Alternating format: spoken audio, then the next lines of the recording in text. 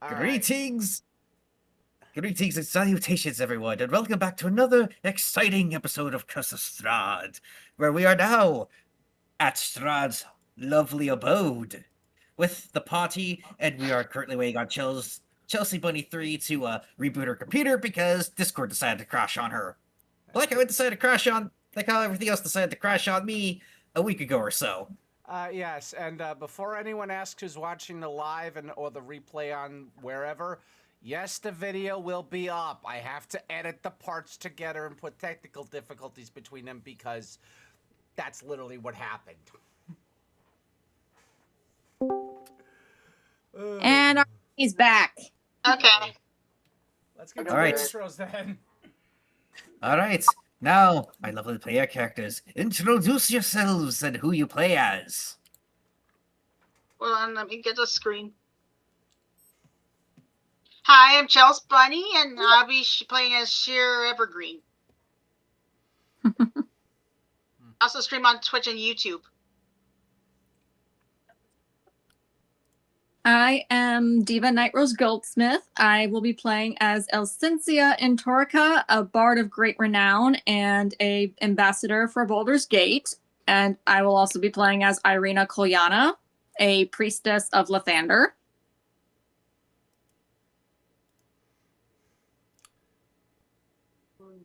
And with us is the lovely creator of Black Rhapsody, Serena, Miss you Rena? there? Did her Discord out again? Either her Discord went out or her mic might have given out. Can you hear me? Yeah, we can you hear go. Okay. Oh my So gosh. with us is the lovely creator of Black Rhapsody. Hi, I am Miss Rena. I will be playing Ceretta Rayon, the Archfiend Warlock, who is also the daughter of Zoldar. Soldar. Zoldar, sorry, but I Soda! Soda. I'm the daughter of Soda. Go. Alright. Really? I Oh, believe you're right, next. Oh, sorry. All right, I'm Ryas Khan. I'll be playing Aurelius Dawnlight, the paladin who now serves Helm. Mm-hmm. I am Servant of God 777, aka Servant. For those of you who know me a bit better online, I will be playing Soldar Elban, the Celestial Soul Sorcerer in under protection in service of Ao, who used to be a paladin of Lathander, who happens to be Lathander's grandson. Not the only grandkid he's had either, apparently. Yippee! Grandpappy been busy. Grandpappy is dumber Zeus. And I will never retract that statement. He can own it.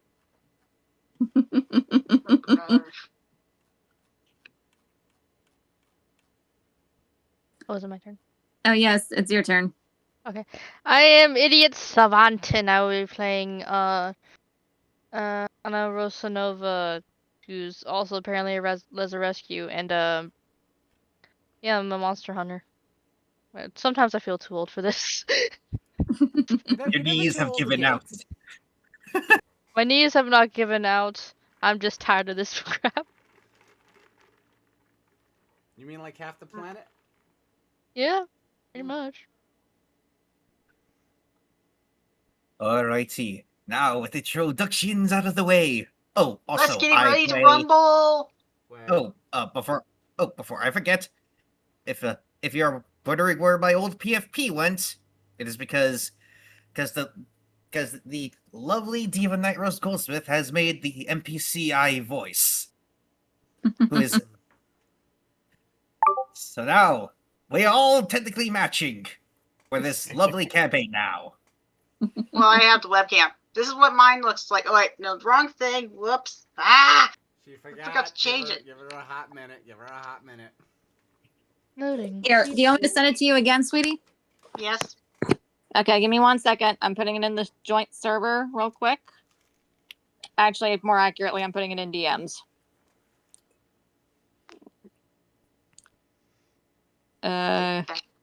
Discord. No, Discord. I don't want to play games on your playlist. Go away. Here it is. Yeah. She will have it up in a moment, ladies and gentlemen.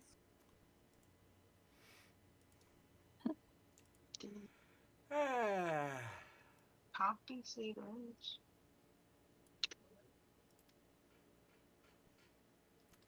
Tin? You okay? Just reading. The bunny is easily distracted. You Discord Nitro. I bought it, but it's not working, and I can't change my profile picture. Your And streamer mode turned on? Because that's what happened with me and why I couldn't change mine earlier until I shut that off. I just assumed that, I clicked on it, yeah, because it said so. Just do a screen share of the picture if that's okay. Okay.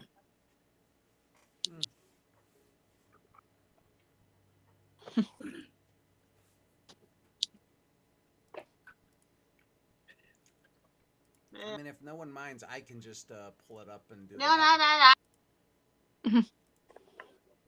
Screen share. Now serving 8, That's 7, what it 9, looks like. 5, at window number 9. There it is. Okay. Yeah. Now I'm going to turn it off. All right, now then, we shall begin where we left off last session, where a very lovely, irritable-looking, or try to say, someone who would be very much a, well, an annoyance to two particular characters. The man named Esha has decided to welcome his master as well as his master's 3 brides, which I'm currently shifting through on my computer right now. And so the Lord of Ravenloft, Strahd von Zarevich, has greeted everyone to his lovely abode. And now, we shall begin with, simply put, the seating arrangements of his dining room. This If I could could be just get... interesting. Oh, Now boy. then, the seating arrangement is as follows. I shall put it in I shall put it in general where it's basically I shall type it out real quick. Okay, you're putting it in general. Yeah. Okay. Sorry everyone, because I'm still a little tired and I had just gotten done with the workout. So I'm still a bit Workout so I'm still a bit buddies. tired. The DM is scatterbrained. Isn't Honestly, everyone scattered brained? I've had the weather go from spring to winter to now seeming like it's going back to spring, and it hasn't even been 7 full days doing that. I have Yeah. reason to have mental and physical whiplash from this. Anime guy just been on the treadmill for hours. Well, where Well, I he am, also just got home like a few hours ago from work, so. Okay, no, that's fair then. If he's that exhausted, that explains it. then of course there's also the fact that Florida's being temperamental too. Florida's Florida, man. Florida is always temperamental. It just depends on its flavor. That's why there's man and there's Florida man. In the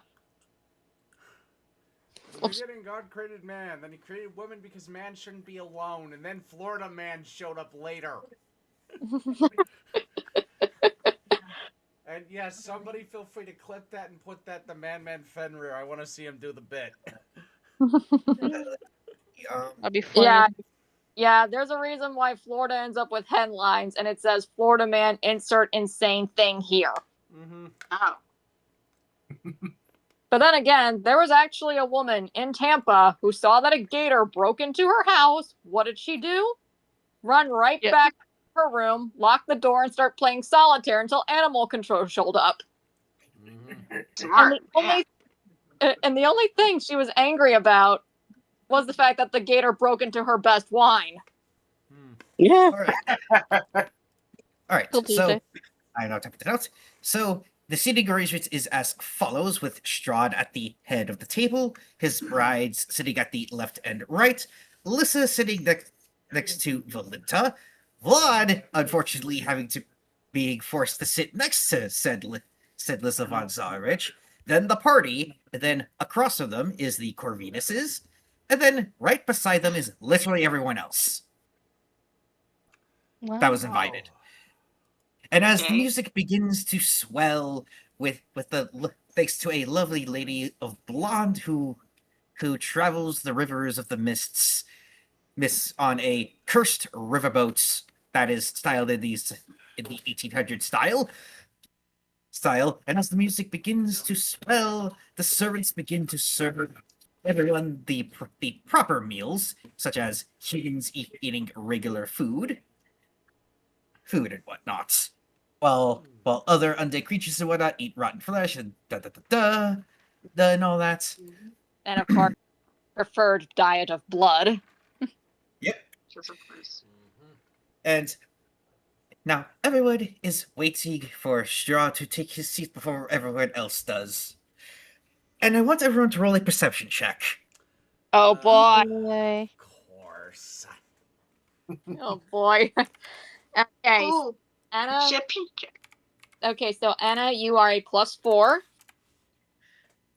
Anarian's a +3.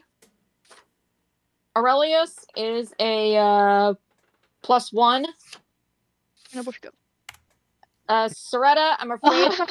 Okay, there's no way I'm buying that's a legit roll. I'm re-rolling. Wait.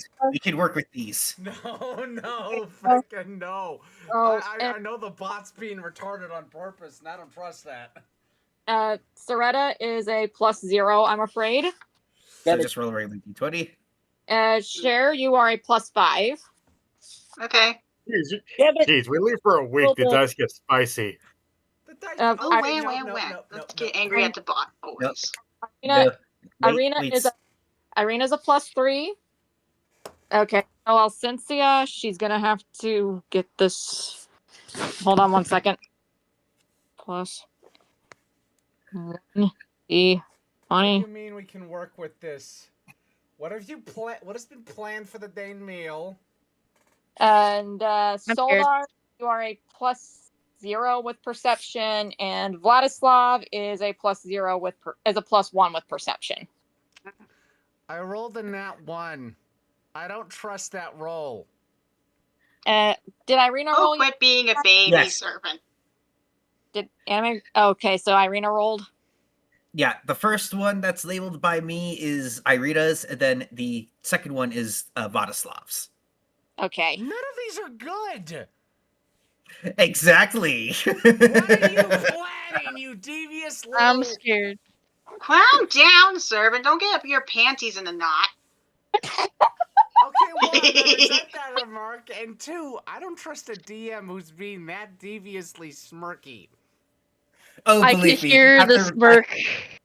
After yesterday's events, I deserve this. Hey, don't take it out on us. I mean, I get it if you take it out on my character, but don't take it out on the rest of them. Honestly, you deserve that talking to, okay? You nerd too much. Okay. Why did you... Just roll with right. it for now, please. Okay, right. fine. This once. I'm Alrighty. giving him one Well, chance. Otherwise, I don't trust the bot after that. You guys are completely oblivious and accidentally sit down right before Strahd does. Oh, for crying out loud! Really? I don't see the problem with that. It's a social faux pas. It's considered a Uh-huh. high insult. Did you Oh. really? No. Why you be phone insulting him? It is then that Strahd just looks at the party and just is perplexed, but is probably not surprised that you all might have forgotten that you are in his home. Mainly because, well, you lots have been through a lot. Are you all tired? Yes, we did a lot yeah. battling. Honestly, Strahd, yes, we are beyond tired, exhausted, and I have had to deal with having to face Lathander recently again, and I am not in a good mood after dealing with him. It is ever. then that you hear. It And is then- then. Still too It much is then. info. It is then, Soldar, that you hear a gruff, "My lord," from Rahaden. My apologies, Lord Strahd. Again, I am tired. I've had to deal with Lathander again, and I hate dealing with him. I don't care if he's a deity. I would sooner smack him with a fish. And he knows this. Fish And- lovers. Alcencia quickly plays diplomat. You'll have to forgive us, my lord. We just recently had a encounter in the lands, and we are exhausted from afterwards. You'll have to He forgive. then- He then gives a nod of understanding. Very well then, I shall forgive this, but just this once. Okay. And then, Thank of you course, for your Amari generosity on that, Lord Oh, Strahd. I Again, have no doubt. apologize. wants to say something, but Alcencia quickly puts her hand over his mouth.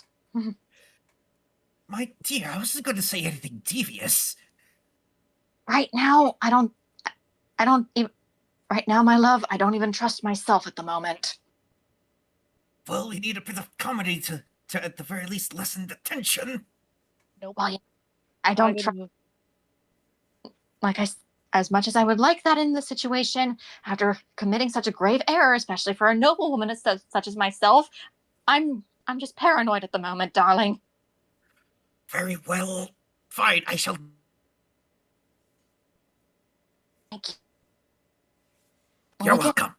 And then, of course, she whispers in his ear, if we get out of this alive, I'll let you say whatever you want for the next 24 hours. Thank you, love. Oh no.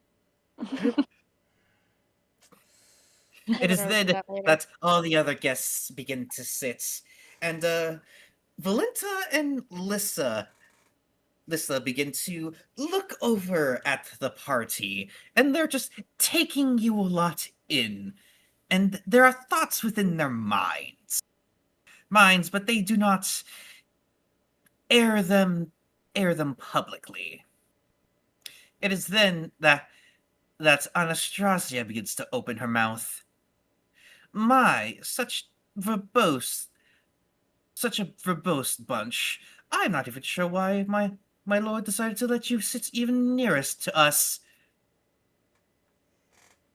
Alcencia, realizing that she's throwing barbs.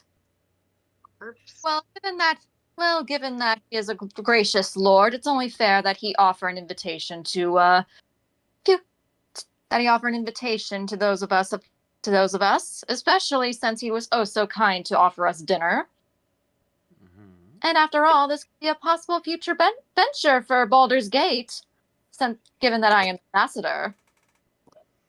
Oh, if you do so say so. And Anna, I want you to roll a whatchamacallit.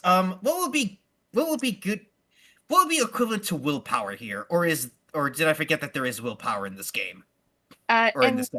I think in this situation, she would have a.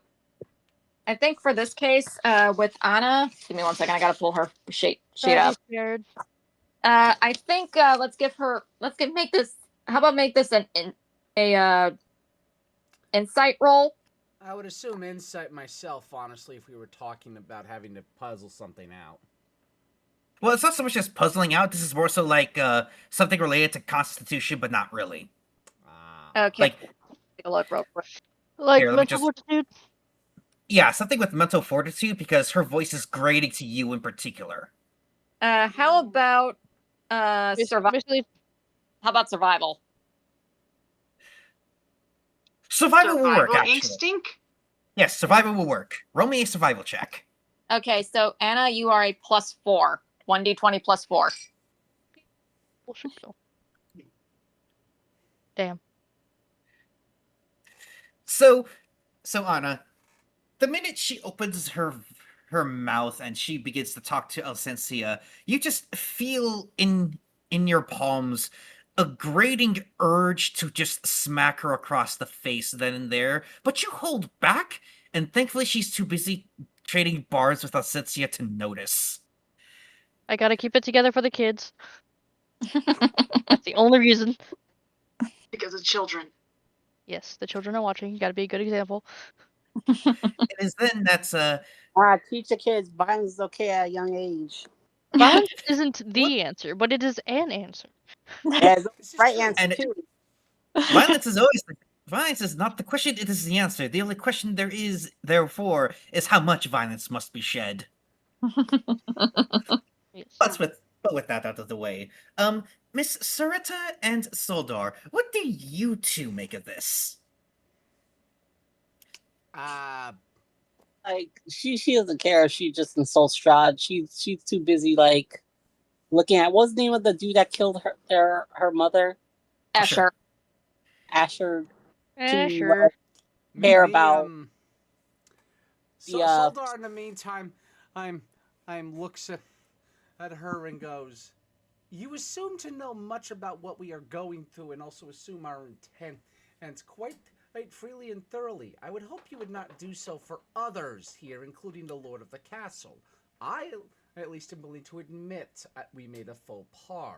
We have dealt with multiple cursed houses at this point, at least one haunting involving a being from hell itself, and oddly enough, of my errant former patron / grandfather, Lathander. I am not in the mood for being subtle right now, and I'll at least admit to my faux pas. How much are you more than likely going to make one subtly against any other of import here, including Lord Strahd?" You It- you dare assume such things? I am but I am but I am but the highest of nobility, and you shall not address me in such a manner. And then, of course, can I step in real quick? Sure thing. Sure. This is when Ludmilla pipes up. Anastrasya, your pride is not worth this. Hmm. And then, of course, she then looks at Soldar. So that explains everything. And so that explains. Assume it explains anything, and I would point out. Soldar Well, says We back. touch it. Anything. Well, I sensed your magic before. Now I know the source of it. A divine. You assume that is the only source of my power. Wow. Well, it certainly explains why the. Well, it certainly explains the factor that your patron is suppressing your magic, Ceretta. Mhm. Your magic has divine lineage, but yet your patron is crushing it with the pact to her. I didn't Now I want know. to let her know that yet. You didn't have to be that obvious because I was going to tell her after the party. Oh, look who's talking, Mr. Know-It-All. And then, of course, Ludmilla then she pretty much gestures her glass towards Ceretta. I apologize. I must apologize, my Ceretta. When we first met, it was under false pretenses, but now I can shed away those pretenses.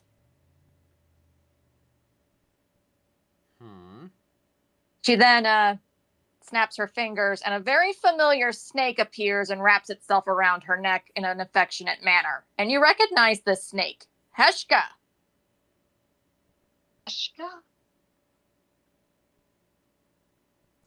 The very same snake that wrapped around the neck of of Lilith of Am, whom you met earlier.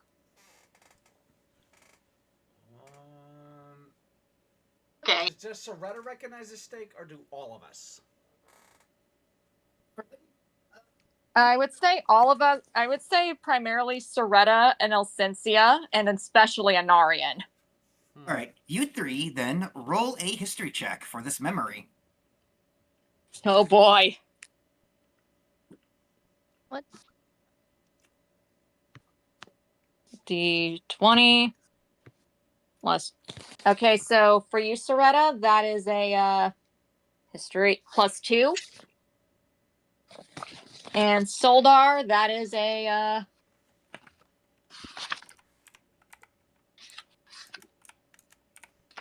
hold on one second. And Soldar, for history, it's a 0. I'm afraid you're at disadvantage. Mm-hmm. And for Elsensia, it is a +3. 15. 16. And Ceretta got a 19.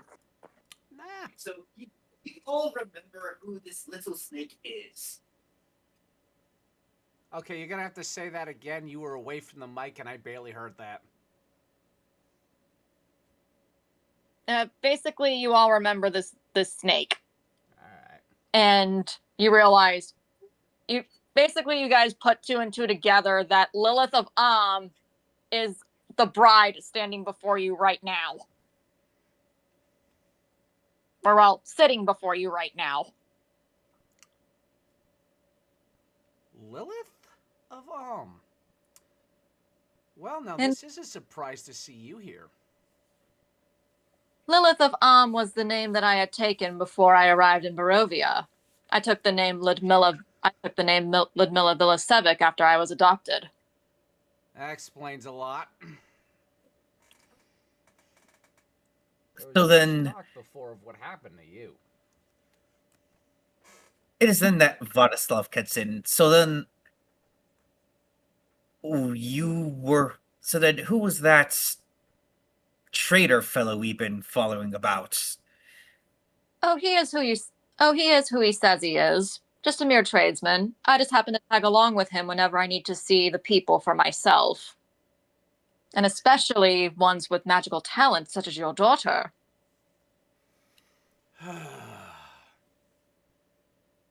Oh boy. I swear I should be used to people poaching around me and my family, Emily, but this is getting ridiculous at this point in my life. You'll forgive my abruptness, but I am getting exhausted with the amount of surprise headaches I keep encountering here. Well, it could be a mutual beneficiary for all of us. That would be a surprise for once, but I would not bet money on it these days. Miss Rena, what does Ceretta think of the fact that Lilith of is actually Ludmilla, the bride the bride right before us? What? Miss Rena? And that happened again. Why? We may have to tell her to re-log she in is. through. Oh my Serena. god. And Alright. Okay. repeat that. Okay. Basically, Lilith of is actually Ludmilla Villasevic, and she. What is your opinion on the fact that she literally, that you now know who this woman is? Intrigued. And she's also stating that she has interested in you because of your magical talent. Zara is going to proceed this line thinking, if I may ask, why are you interested in my magical talent specifically? My father here is more powerful in the magical arts than me. Let's just say it's your contract that's concerning me. But we can discuss this another time. For now, I believe that our Lord has something else to say. She's pretty much ceding control back to Strahd in that situation. She was trying to cut Anastrasya off. Simply put, my offers still stand. However, you have 1 week to come to your decisions.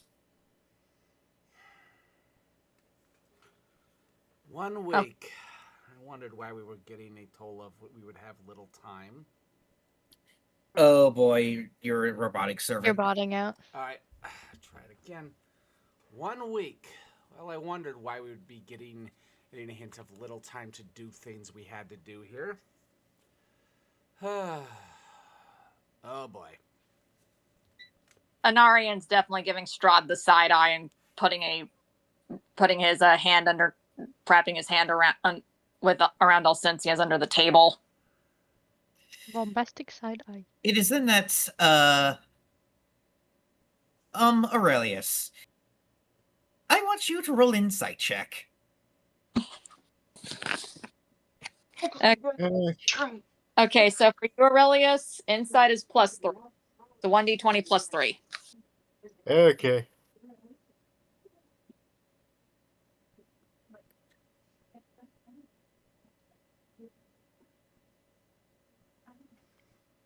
I'll take that. Not a bad roll. Yeah, it's not bad at all. It's a 19. Nine. Anime guy, you there? Yeah, give me a sec.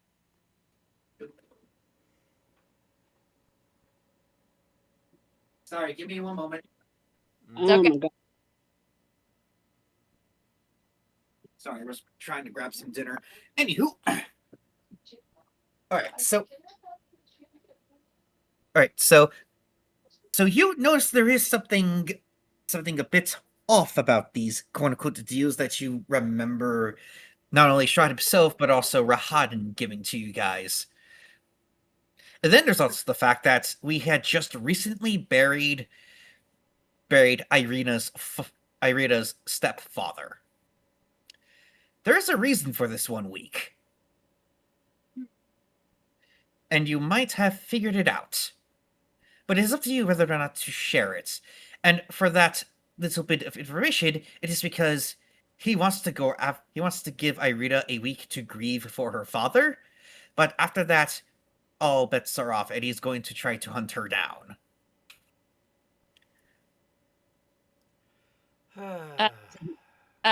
Aurelius, do you want to share this with the party, or do you want to share this with Irina? Or Do you want to share this with Cher? Well, yes. Yes, you're part of the party, so I'll tell the party. Okay. Alright, I want you to roll a stealth check in order to relay this silently between everyone. Okay, so Aurelius, for stealth, I'm afraid that you've only got a +1.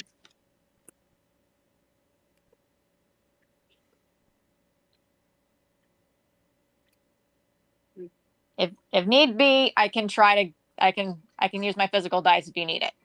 Yeah, let's go physical, because that is a travesty. Yeah, okay, let me try. Please be kind. Oh, nat 20. Let's go. Nice. Yeah. Yay, 20. Alright, Aurelius, how do you whisper this information to everyone? Or do you perhaps write it on whatever paper and parchment you might have, and then silently try to pass the note about? Oh, yeah, try writing the note and passing it to the party. Alright, you managed to stealthily make a note, and then you offer it to Cher, and you whisper, pass it to the others, and then once she reads it, she understands, and then keeps passing it until it reaches Vladislav, who I am going to have him roll a stealth roll. Uh-oh. Rat roll. What's his stealth? Stealth for him is a hold on 1 second. Stealth for him is +1. 15. So, yeah, he manages to hide this from Lisa von Zarevich as well as Valenta. And I want who should I have to roll a perception? A singular person. Like both. Well, since this kind of pertains to her, what about Irina? Sure. Okay, so do you want me to roll for that, or are you going to roll for that? Roll for her, please. Okay, so if it's a bad one, I'm using the physical one for the record. No worries. Okay. Not to mention, I'm going to say that she has inspiration because they were able to exorcise an evil spirit out of her friend's home. Okay. That's my official excuse here, because religious reasons. No problemo. Are you sure about that? Okay, so 1d20. That's for perception or. Perception, yes. Okay, 1d20 plus 3. Us! Oh! Nope, Yes, get nope. I'm getting out the fizzy. Yep. Come on, come on, come on. Are you bloody kidding me? Is that a 3? Yeah. Can Anna roll to help cover? Sure. This pertains to her technically adoptive daughter. Yes. Okay. Sure thing. Okay, so for you, Anna, that is a hold on one second. That is a I plus. don't mean to interrupt, but I'll be right back. I'm gonna go eat. Okay. No worries. Okay, so for you, Anna, that is a perception. That's a +4. Lord have mercy upon me, random bullshit go. Oh, nice. So, Anna, you notice Irina trying to figure out what. See, Irina trying to take glances at Valenta and Alyssa von Zarevich. However, she is seemingly failing. And so when you look at them, you see Lissa just eyeing Vladislav in the most thirst trap way that he nor Irina are able to detect. But you are able to. She is down for Vladislav for some strange reason, and for Valenta, she is just giddy that she gets to be sit close to her quote unquote son. I think What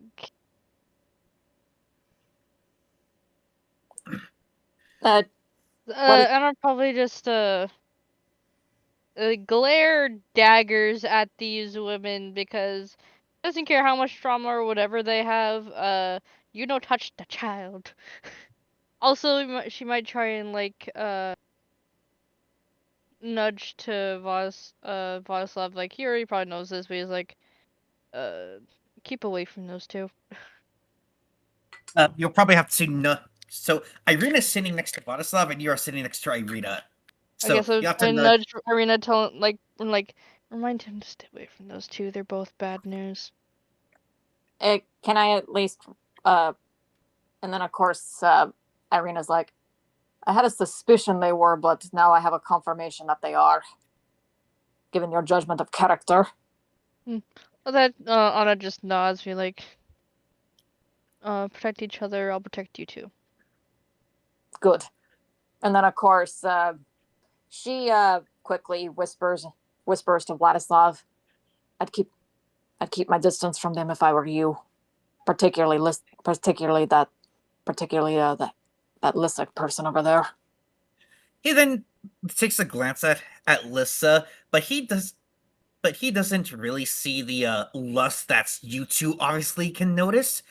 So, but given the fact that you two are obviously giving him your women's intuition, he gives a nod. Very well. It's not like I like them. It's not like I like her anyway. Stay away from harlots. They got that. Wars. If she prays, she's a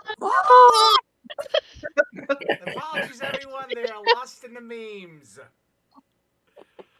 So then, of course,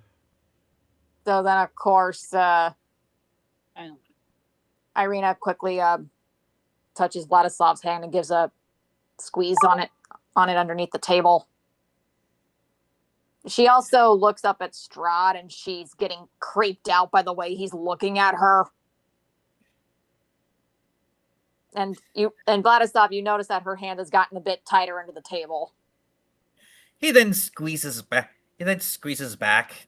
Back in a very platonic, friendly way, and he whispers, "Don't worry. There's literally three people between you and him right now, and one of us is actually armed."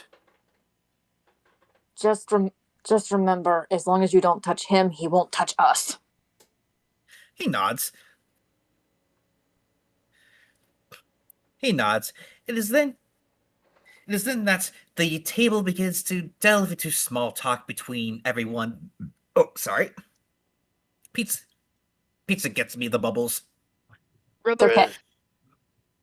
Anyways, and as conversations begin to roll by, Anastrasya, for some reason, just eyes Anna and Vladislav, and it's just trying to picture. She's trying to put a picture in her mind.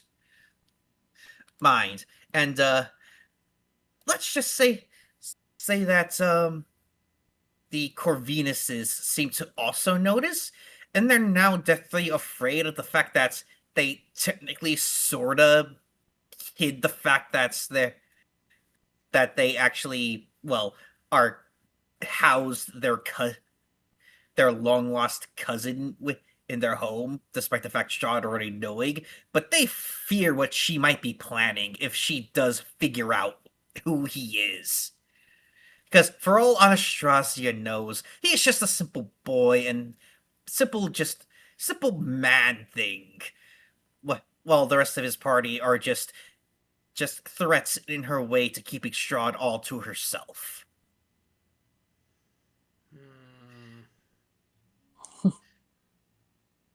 I It is don't then like this. Isn't that she looks at Anna in particular and says, tell me, girl, who is your family lineage?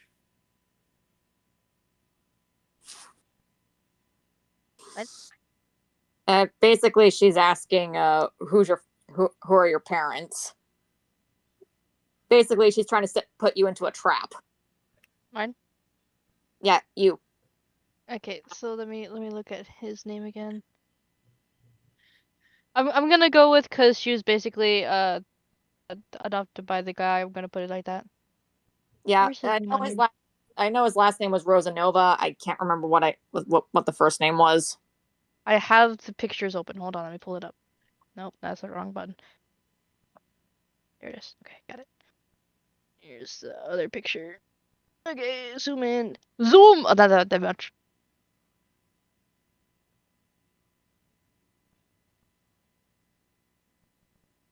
Two. Should I put the picture? Okay.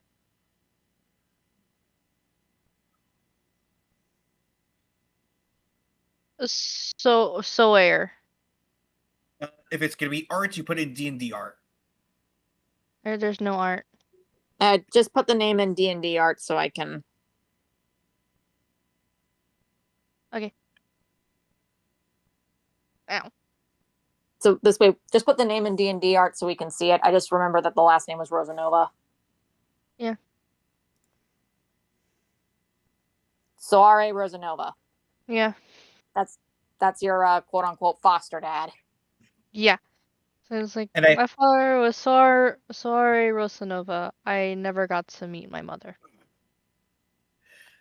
Oh, so you lost your mother when she gave birth to you then? Unfortunately, yes. You poor thing. I couldn't imagine being without a mother's love. That's supposed to be like a very subtle jab at a majority of not only the party but also at Valenta. Wait, what did she say?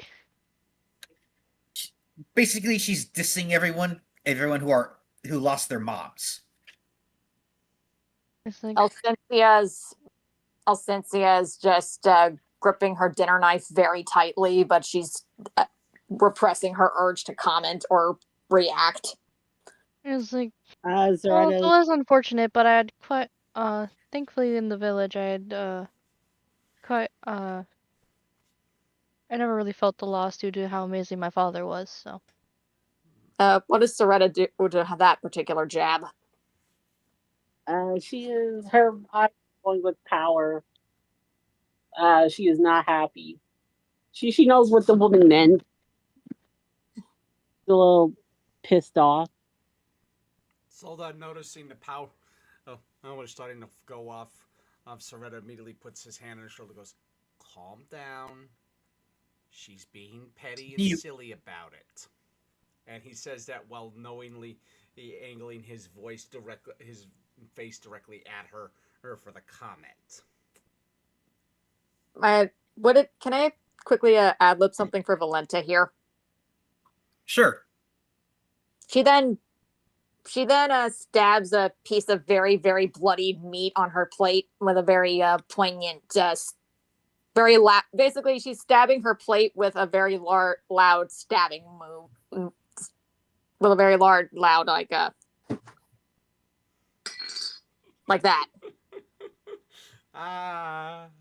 Petty reactions. Always the easiest ones Yeah. for people. I love that. Oh, I love when I did can I- do that with a character.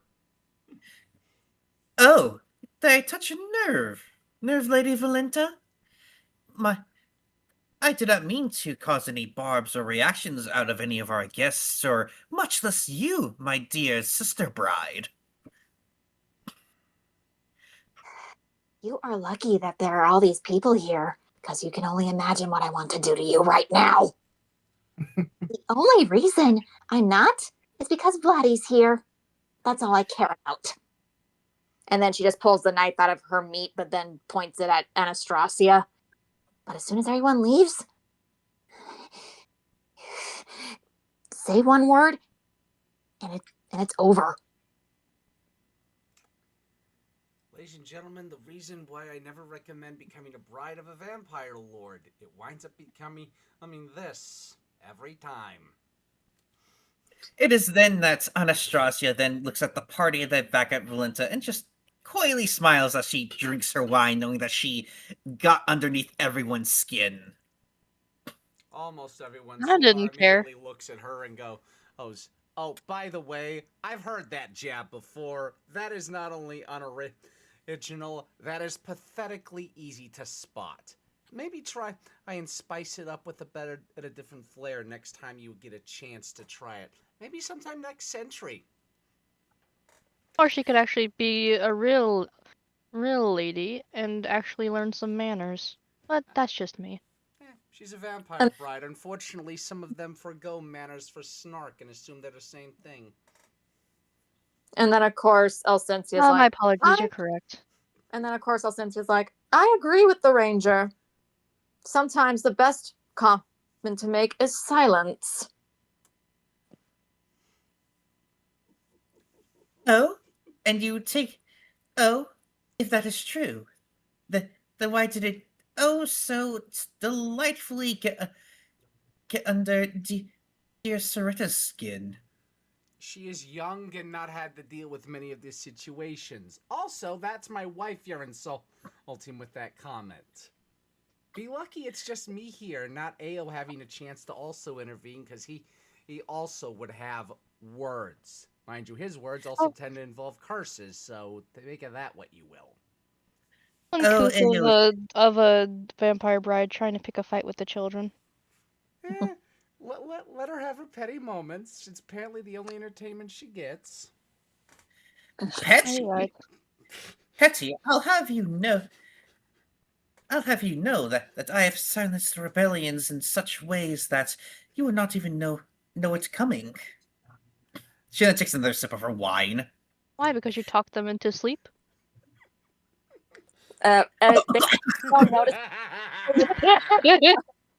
Basically, you guys don't know. Depending on who's noticing, you can see Ludmilla smiling behind her glass. Mm-hmm. Did you talk them into sleep, or did you talk them into brain deadness? I assume neither. She probably talked so much and was so annoying they gave up just to hear the end of the conversation, as it were. Or then again, when a vampire maybe they bride saw wishes her to coming and petty ran with away. younger. Guys, please, one at a time. Sorry. Elsensia then pikes up. Or in some cases, some would even fake death just to get away. I know of an emperor from long ago that actually would regale every single person in his audience, his captive audience, about how great he is, and many toppled over in hopes to just get away from it. I see why it's called a captive audience. They're stuck there. I'm sorry, say that again, Anna. Like, I see why it's called a captive audience. They're prisoners of the conversation.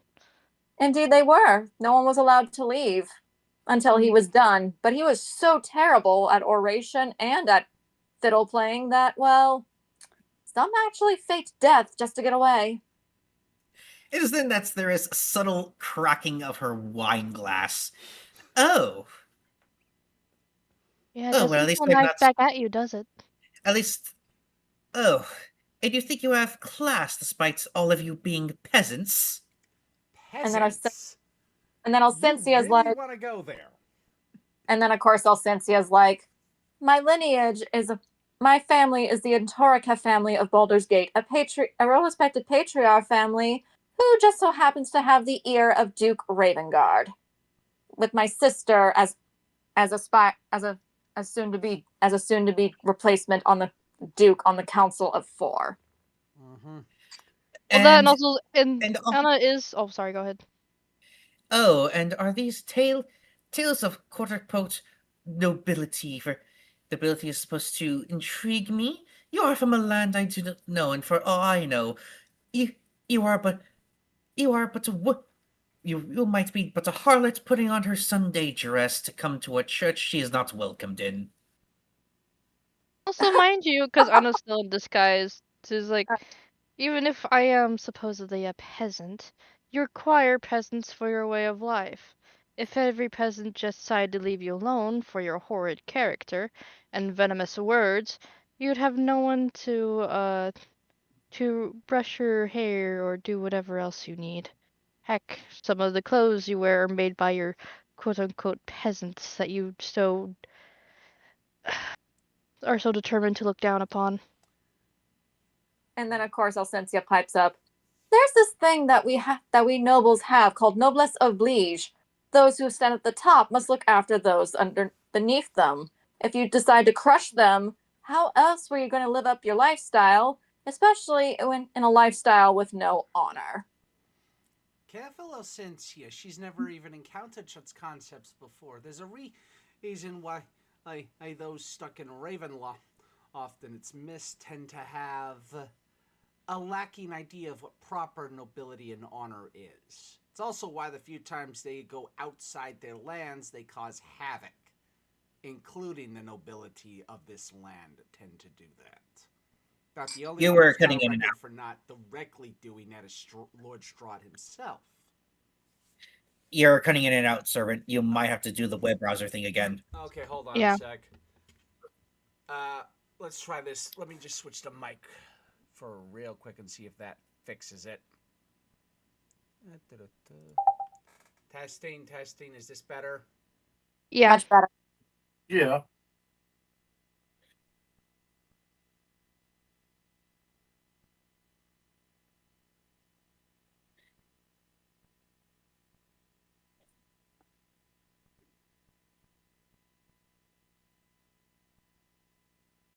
All right, there we I go. believe in you. Now it's all better. Safe.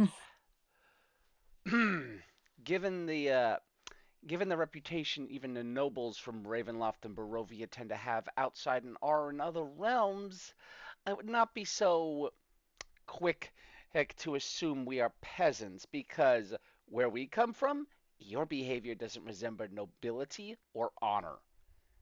And I've seen some talk because the only one with a good reputation, despite some of his actions, is Lord Strahd himself from these lands. Do not presume to be nobility where anywhere else you would be a common peasant at best, or a thug or bandit to be put down at worst, including with the fact your dress would assume to be stolen. And then it's then that Vladislav pipes up, and besides, if Vilita can behave herself, so can you. For the most part, aren't the brides of the Lord of the Land are supposed to exude elegance, unity, and chastity when among his loyal subjects and noble lords?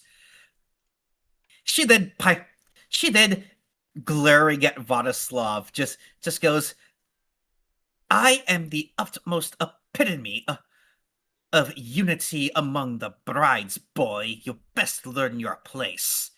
A good leader leads by example, and you're setting such a poor one. I feel bad for the people attending.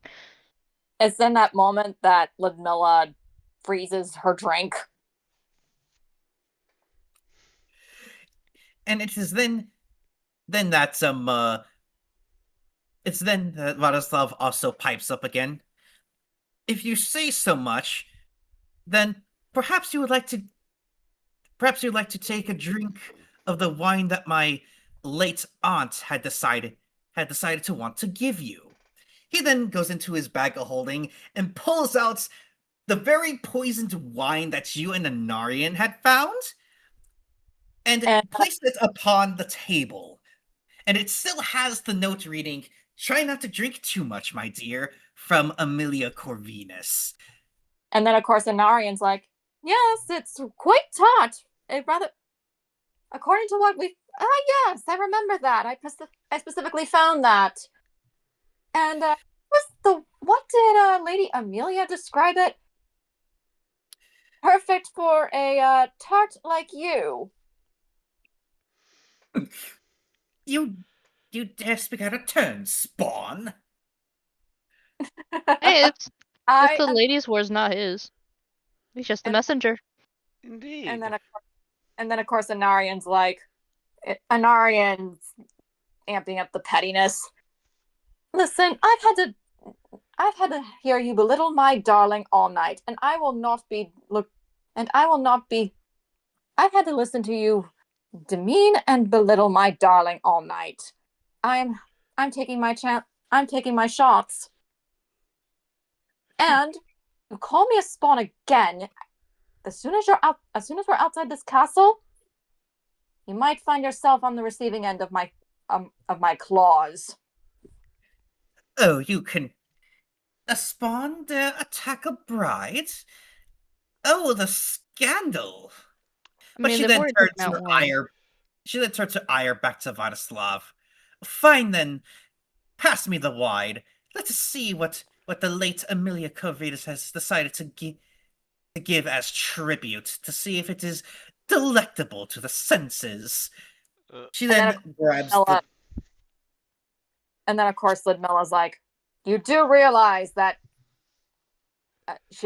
Ludmilla realizes that Amelia was... Basically, Ludmilla was informed by Strahd of about this particular wine bottle.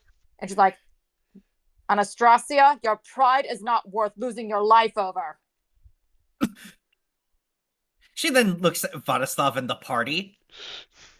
And then she starts immediately a shit-eating grin and then looks and goes, yeah, did you forget what that would have in it, considering Amelia's temperaments? You dare try to poison a bride of the Lord of the land? No. She's now turning. Wait, Soldar, please. She is now basically accusing you lot of trying to kill a wife of a nobleman. How do you plead before her and the court of public opinion right now, as whispers begin to say together? If Soldar immediately looks at her dead in the eye and goes, if we were going to, we would have poured it. We'd specifically just told you it was left by her, and we've done our best to warn you about it, that it was being an insult in having you drink it. AKA, it's deliberately poison. Plus, I would have healed you anyway, even if you were stupid enough to drink it. Us putting it down does not imply we wish to poison you. You immediately going to drink it says more about your intellect and survivability, or rather your survival instincts, than it does about our intentions, lady. And then, of course, Alcencia also brings up, let's just say, Anastrasya, that Amelia was quite put out with you over the fact that you were the cause of the fall of her family, of her extended family. Yeah. She sent that to you as a gift in hopes that your pride would blind you to what she had in mind for you. Mm-hmm. This wasn't done by us. She had made that herself. Yes, consider this a gift of sorts for us to point out you had treachery among your own nobility, as it were. Hmm. Soldar immediately also has a grin where he shows teeth while finishing that sentence. To hell Not with as that. united as you claimed, huh? Interesting. Keep getting caught in your own lies. It is Not gonna- vampire brides in general. This happens all the time, sadly. The Watch imagination it. is a wondrous thing. If I was only Watch referring it. to you and your fellow brides, madam, I would. Every vampire bride I come across from every vampire lord, quote unquote, has a bad habit of falling into the same tropes of pettiness and bitterness. I would advise you, for the sake of your own lord, to not become a stereotype in that regard. She's part of a You are harem. What do you expect? There's going to be drama where there's so many women. Not all harems devolve into this, but majority of vampire brides have a bad habit of sharing their lord, as it were. Hmm. How dare you assume that Valenza or Ludmilla would share a bed with my lord? Oh, are they not also his brides? Are you presuming things about your lord then? And then of course Valenta's like, Oh, like hello. as Hold on. Earphones. Hmm. Valenta's like, as if I could, you hog him to yourself. And who are you to say who your lord can and cannot bring to his bed? Yes, And I then, thought Are he you of was course, trying? your Are you saying lord. that you have authority over him? Hmm. and then of course Ludmilla's like, Ludmilla pretty much nods in assessment with Anna, and then she's like, I actually echo the I echo the ranger's sentiments, though of course I myself do not indulge in that. I prefer to keep him. I prefer to let him have his space. At least one of you is honest about her intentions in that regard. At least openly honest. I don't know about the other. And as for Amelia, she's sadly now dead after fusing herself to a beholder. Oh, look, Chels is back. Good. Oh, hey. Hey, Chelsea. Hello. Hmm. Hey, What It's been happened? We're just Snark at the roasting dinner. poor bride. we're roasting fine. Anastrasya. This is the most fun I've had all week. Hmm. Well, to hell with Amelia. She was always a treacherous little fiend and a traitor nonetheless. Eh. It is then that Ephraim actually speaks up. Amelia was many things, but a traitor she was not. You would do best to speak of my wife, who is a noble woman, and with who was not only Strahd's second bride before you, Anastrasya, but you will hold her chastity in high regard. He then turns to Strahd. Please forgive me for speaking out of turn, my lord. He holds up a hand to Ephraim and says, "It is quite all right, Ephraim. You have said your rightful piece about your late wife." He then turns to Anastrasya, and you all see this very infuriated look within his face, and it's basically giving her the command, sit down, shut up, and you will take that wine bottle and you will have it encased as a remembrance to your shame and dishonor of his house. Ooh. Does he actually say that sentence out loud? No, his look is saying this to her. Soldar immediately comments and goes, "My compliments, Lord Strahd. I've never seen a full sentence command given with just a single look so eloquently. Well done." Thank And then, of you, course, Celestial Sorcerer. and then of course Alcensia pikes up. I second the sorcerer. And then she does a quick toast and drinks it. He You then see Strahd raise a toast. Here, here. And then everyone else begins to raise their glasses. Yeah. Here, here. Here, here. Yeah. And you all just see Anastrasya just have this look of bitterness upon all of you, and you could just tell that she is going to want to kill you all herself eventually sometime. And she's like, Anna has a smile behind her glass. and then of course, Irina pretty much is just smiling, seeing there's basically her eyes are glowing again, that bright green, almost in satisfaction.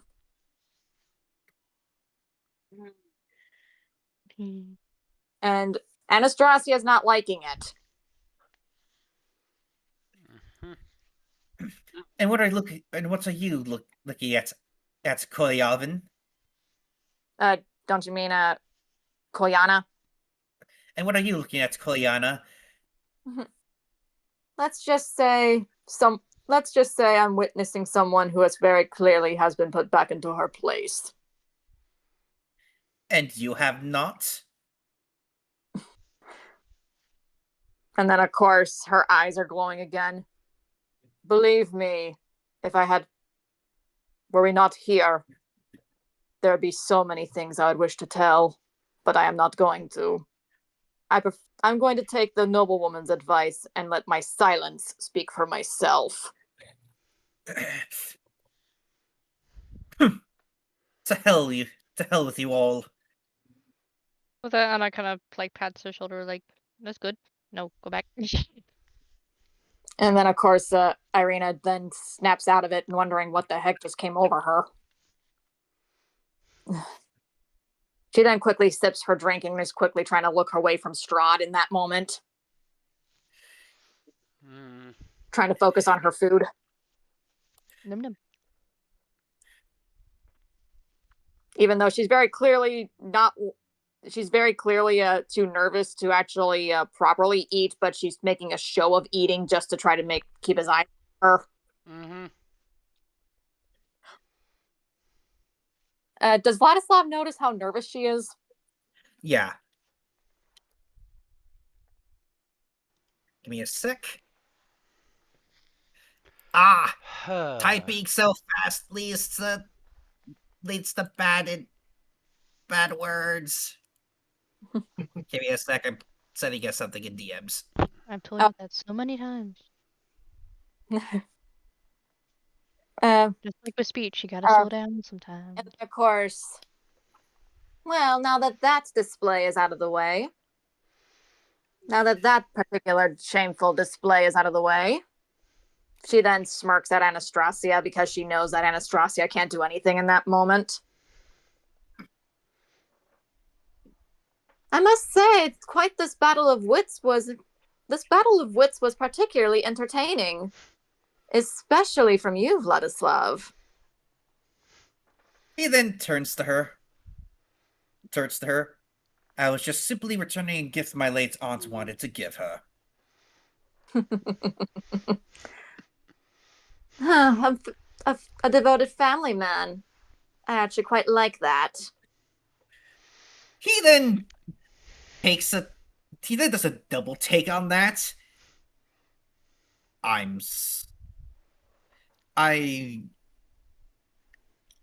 have been around. My family has, well, like, he's just trying to put the words together because he does not like the spotlight that he just realized his actions has put upon him. Him trying to defend his cousin's honor despite the fact that Amelia tried to kill everyone. And now this very thirsty woman is trying to flirt with him, and he is too innocent to really figure out what to say. I'm sorry, the kid is currently spoken for. I don't care if Annika doesn't care if she's making stuff up as she go. If it works, it works. Is it okay if in this moment Bella and Drusilla are looking at each other and looking at Lissa, and they're not liking this? They're Did she just seriously say that right in front of us? To our cousin? And Claudia's a little bit clueless because she's more focused on eating her food. Nom nom. And but Bella's not liking this, and neither is Drusilla. Basically, like, you're flirting with him right in front of us. Excuse me? Right in front of my salad. Right. Pizza to salad. Ceretta, what? Ceretta, Anna, and Irina, what are the three of you thinking about this? Because Lissa made it very loud and clear.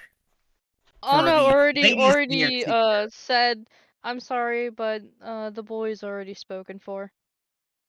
Dre's just sitting there with a smile on her face. She's kind of impressed at the boldness. And Irina's just like, she's like, she did not just flirt it with him in front of me. And there's her eyes start glowing in that moment. Basically, that bright green is back. Yeah. She's like, quite the flowery tongue you got. That is quite the flowery tongue you got there, madame. I hope. But as I'm sure you know, some flowers are rather poisonous. I hope it doesn't end up impacting your tongue. Oh? Oh, Interesting. does the wallflower finally found her bite? A wallflower I may be, but sometimes it's best to listen and observe before you eventually decide to before you decide to let your voice be heard. Because better to let others be silent and think you are an individual of lesser intelligence before opening your mouth and removing any and all doubt. So I want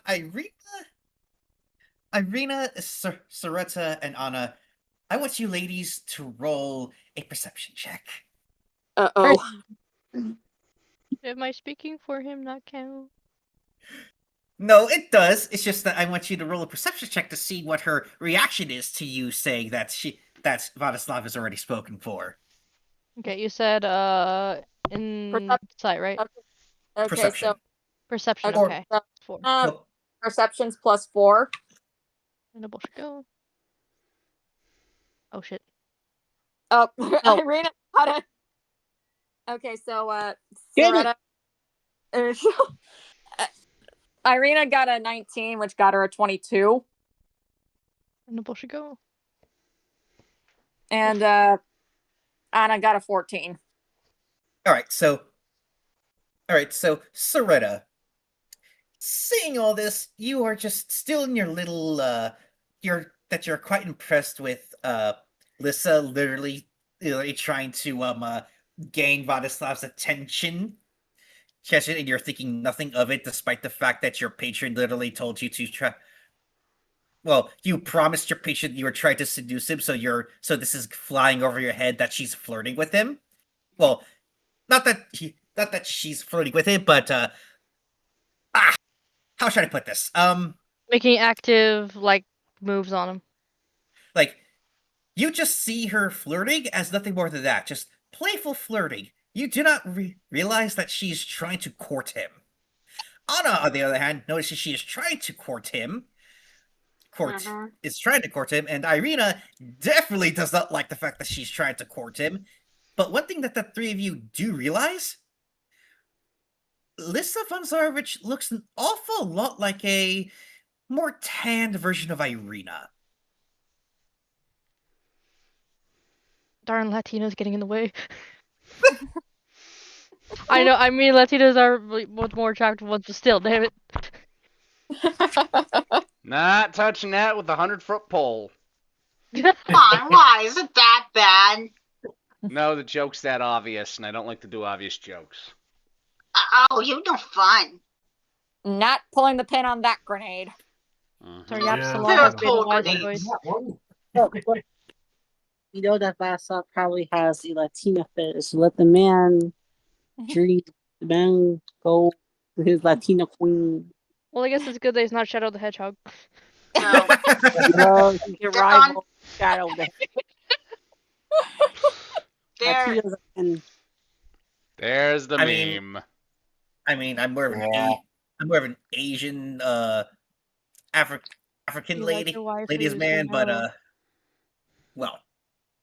Anywho, Irina also says the same. Also, also mirrors Anna's vocalization of that Vladislav has already spoken for. Okay. And yes, I do back what Anna has said. Vladislav is spoken for. Oh, as in you two are going to get married within the week?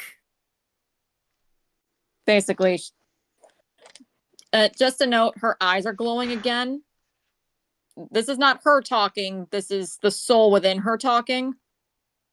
I lost him once. I'm not losing him again. And then she's glaring at, and as she's saying this, she's glaring at Strahd. Soldar immediately, he reaches over, puts his hand on her shoulder. Help. You went- Wow.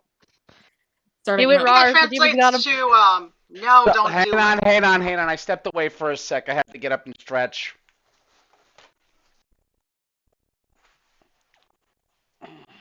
And on Adrina's shoulder too. I'm on other things I had to do. All right. Soldar immediately reaches over, grabs her shoulder, and says, "Snap out of it. Not now. Not here." It is then that Lissa turns to Soldar. Oh, please, let her speak. I want to hear the truth from her own lips. If it She was already just her admitted that- talking, I might let her. She has multiple lifetimes in her head. I'm not letting one of them speak. Oh, Irina, oh, then, really? and then of course Irina. For that Sorry. reason, exactly, because as when they take over, the current one is not in control. It's like a very unable to be exercised possession of the worst variety, possessed by yourself, and not a good version. Oh. You then just see Lissa incline her head. Oh, so you say. And yet, so that means Vladislav. You don't happen to have a you don't happen to be reincarnated, have you? It's then that Vladislav. Giving the look of like, please do not say, please say no, please say no. And then of course realizing that this is a challenge, and she's like, if this soul is, well, if he is, she's like, okay, if this is, basically Elsensia is worried that he might say something that might open mouth, insert foot, and it might cause a diplomatic problem. Who? then that Vladislav or Soldar? It is then that Vladislav looks Lissa straight in the eyes, and I'm gonna have him roll a a charisma check. Lord have mercy. Oh, Christmas No. tree, I'm so scared. Wah, wah, wah. What's Vladislav's charisma currently? Is it like a 1 or a 0? He's got +2 in the persuasion department. All right, I'll do that. Oh. So What? he thinks I know. he's confident. Let me take a look real quick. 7. Hold on. Oh boy. Yeah. Do you want? Can I quickly roll a physical dice just in case? Sure. No, actually, I have an idea. So, Oh no. Vladislav, Oh, you were the oh-nos. Oh, if... No, when a DM has Vladis- an idea, it's rarely good. Vladislav looks at Lissa. He he says this with confidence, but Lissa knows something about. But because of what you said, Soldar, it gives her the inclination that he is lying. He is lying through his teeth because of you speaking up about what was going on with Irina. And so when he says this, she knows he's lying, and she knows a lot about Irina already, and she has her eyes set. I am not a reincarnation of anyone. I may have been born here, but I was raised in a land far away from here.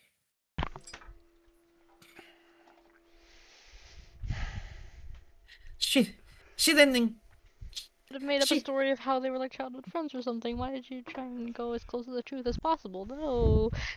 no. He's saying that no. The only lie here is that he is not. Well, it's not really a lie. It's literally the whole truth. The only thing he's lying about is that The only thing he's lying about is that there's the fact that there's another soul inside of him. That's the only thing he's lying about.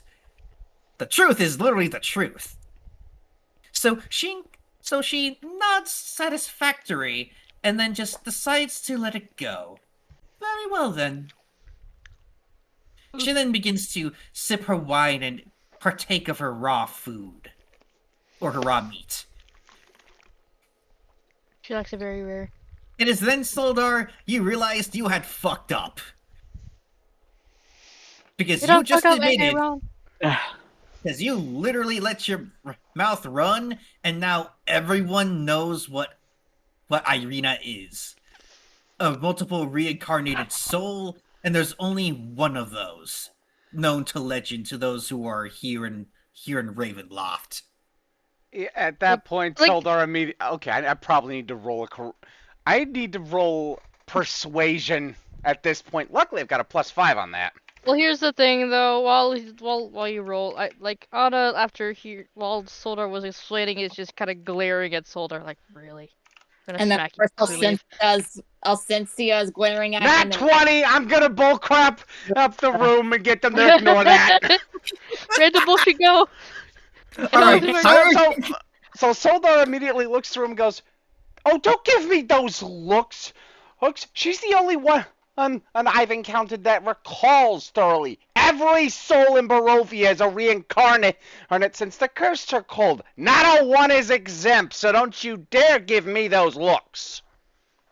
Everyone continues to give you those looks, but they buy your lie somehow, some way, some why. Despite the fact that Strahd, Lissa, and the brides immediately know who Irina is. Okay, running off that persuasion, Soldar immediately looks at Strahd and goes, "Lord Strahd, please do not cause more problems than we already have, because if I get drawn here, Ale has plans, and he tends to make certain they happen. I would rather not have to deal with his plans when they go crazy for those involved. Thank you very much." Oh? And what might that be, dear celestial sorcerer? As he inclines his head. Anna gives the stare of, "Please just shut up." And then Alcencia's looking at him.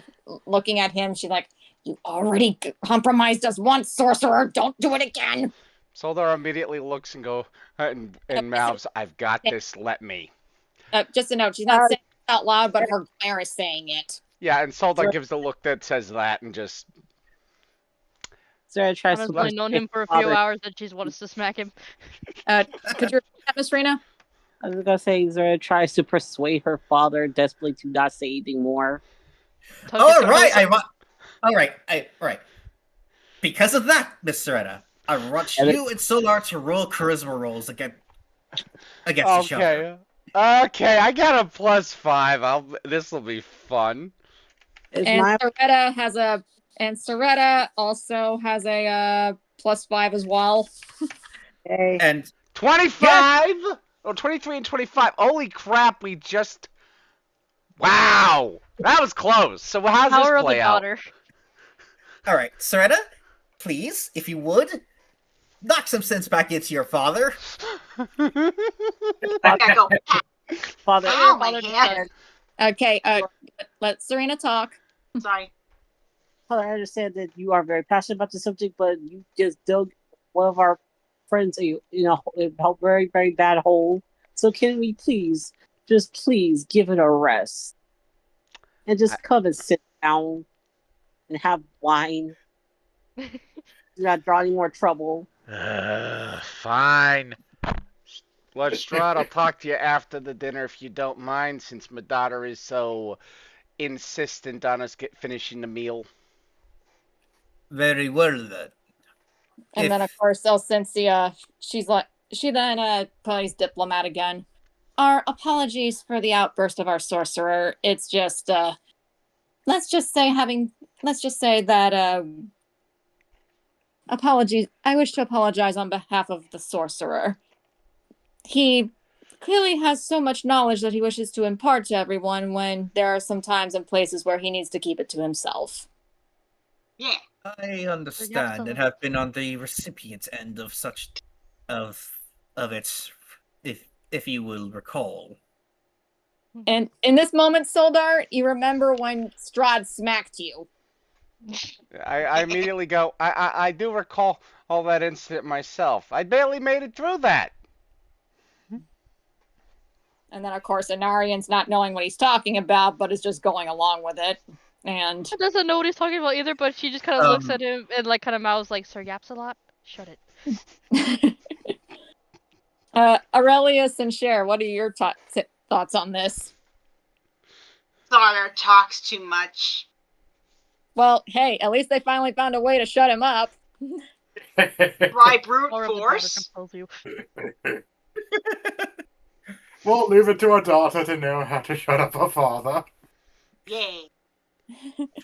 It's then that Vladislav also glares at Soldar, and he's giving him the glare of, at this party, I am having a deep conversation with you, from a captain to a recruit, and it's not going to be pleasant. Is he saying that, or is he looking? Is he looking and saying that with his eyes? No. He's saying this with his eyes.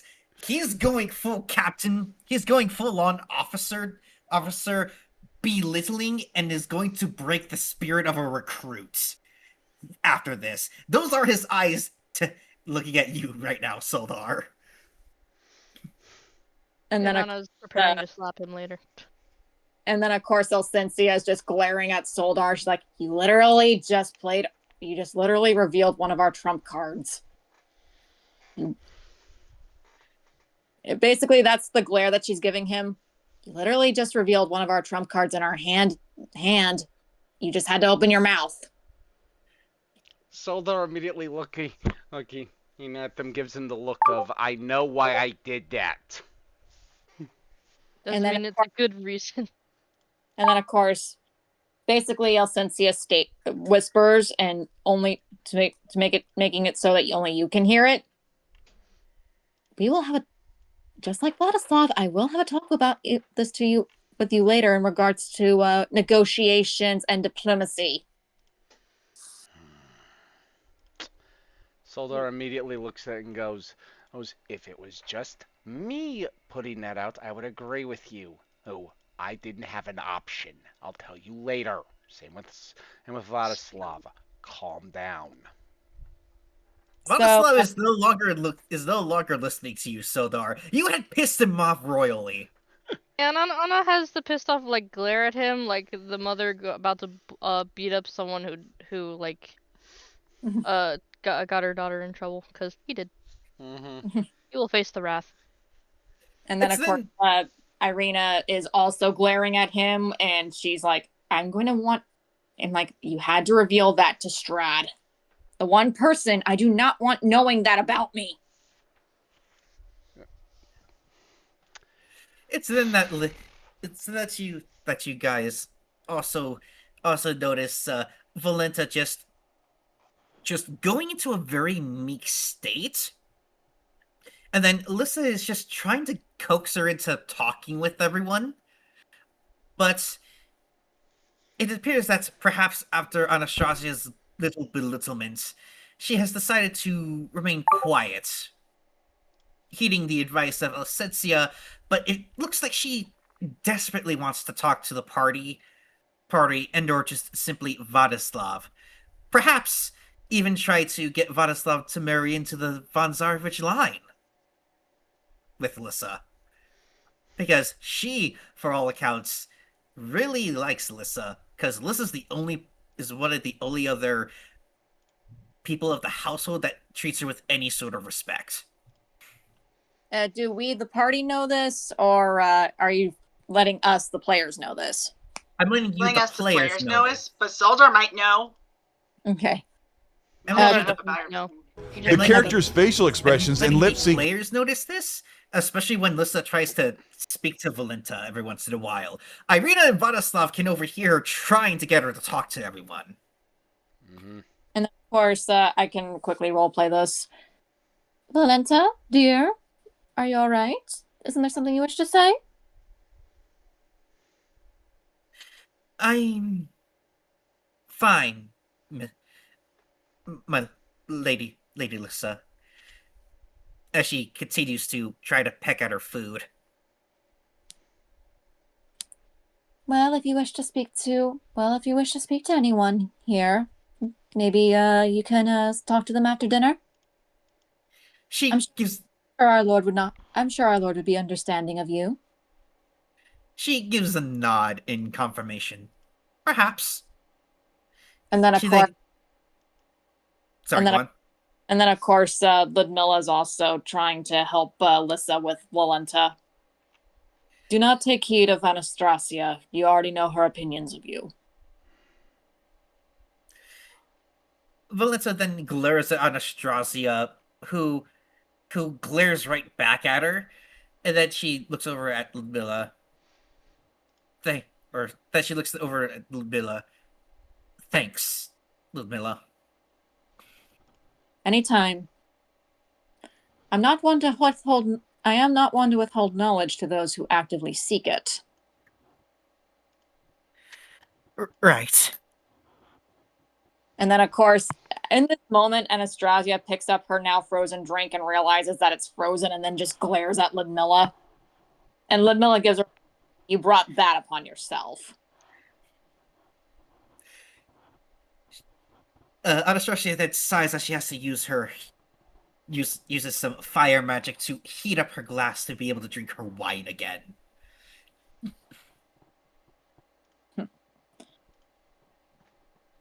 And then, of course, Ludmilla just takes a sip of her wine.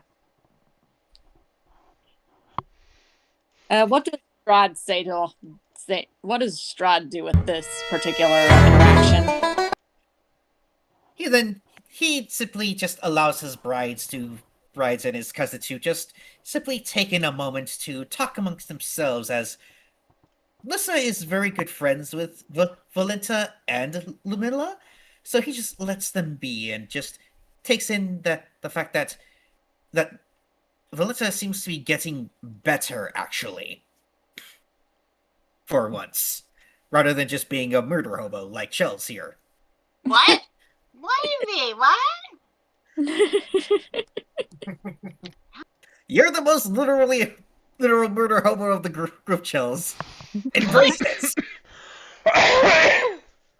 Oh, jeez. Well, that came out of nowhere right on time. Jeez.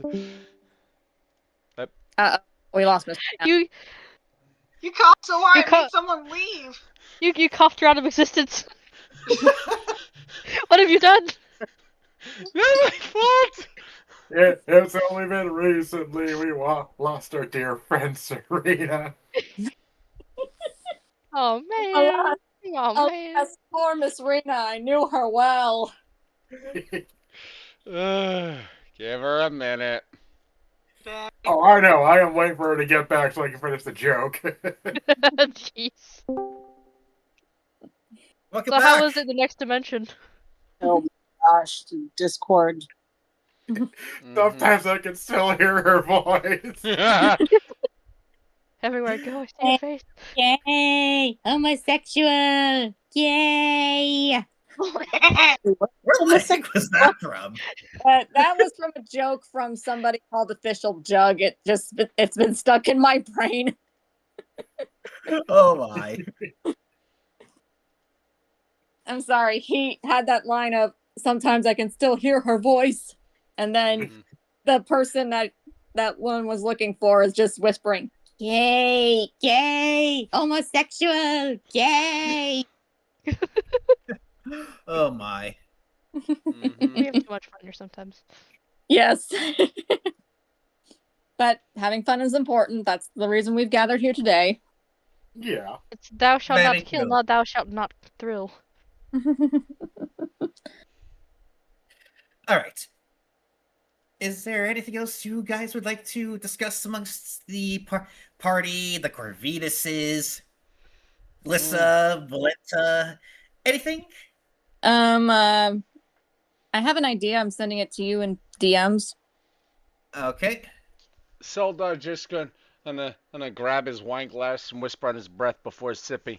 Ayo, I swear if you're doing more or of thee having to set me up to reveal things before we want them, I am going to be very upset again.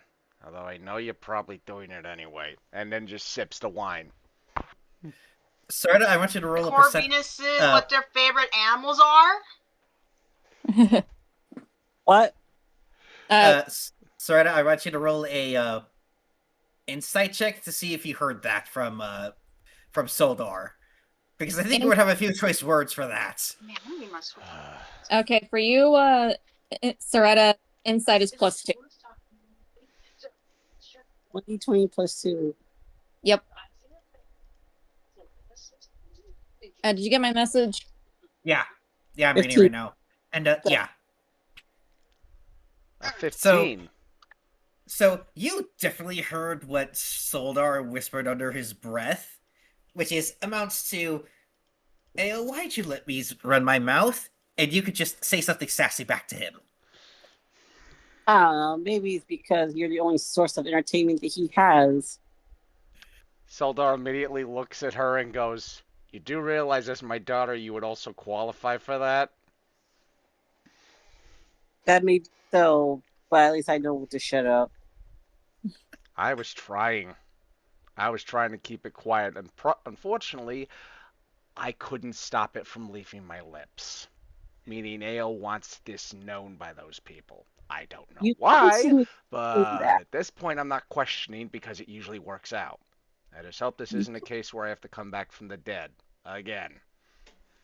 You constantly say that AO is making you do things or is pushing to do things, but I'm sorry to kind of question that myself. I did too early on, until he pointed out the sheer things I would normally never say, and I've realized half the time if he wants me to want something to be known, I wind up being the mouthpiece. It's annoying, but I've started to learn to accept it when it happens. Doesn't mean I'm not annoyed when it does. And then, of course, Irina is just desperately trying not to look at Strahd, and she's just looking at Vladislav, and she's just trying to look at Vladislav instead of Strahd. It is then that Strahd actually has a moment of remembrance on his face. He then puts his hand to his shin and then remembers. "Oh, my dear Evergreen." Chelsea. Why is it? Strahd has called out your name, and he asks, Yes, Strahd? What is it? "Have you received the message from my Grand Vizier Rahadin? Have you not? About my offer?" Yes, my liege, whatever. Yes, my liege, I've heard the message from them. Chelsea, a reminder about what he offered you? Yes, I remember the offer. Okay. He then turns to... for the sake of it's been a few episodes, can someone say it out loud for the audience? So Strahd had ordered Rahadin to give Cher and Aurelius a message, and it is a offer to run Berez village, because Cher obviously has a connection to her patron, the Grain Mother. She could help revitalize the village of Berez to be good farming land again. Aurelius could be the leader of the church there once people begin to populate the village again in order to, reap the harvests. It is then that Strahd also notices a different symbol upon Aurelius. Ah, I see you have also found a different patron compared to Lathander there, dear Aurelius. Lathander and I had a falling out, so to say. My offer still stands, except for, obviously, from the Church of Lathander to run in Berez. You could run a Church of Helm. After all, the harvest will need guarding, and it is meant to serve. The harvest is meant to serve the people who are in dire need of food. Will you and Miss Evergreen take perhaps a moment to consider my offer? Yes, I consider your offer. It'd be my honor. You're supposed to say no. No? Oh, I'm Just sorry. you're supposed to just No.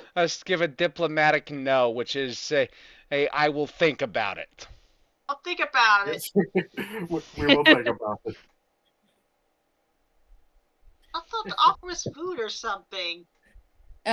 Basically, Chelsea, he's wanting you to use your druid powers to revitalize the destroyed town of the destroyed area of Berez, which was once a harvesting village.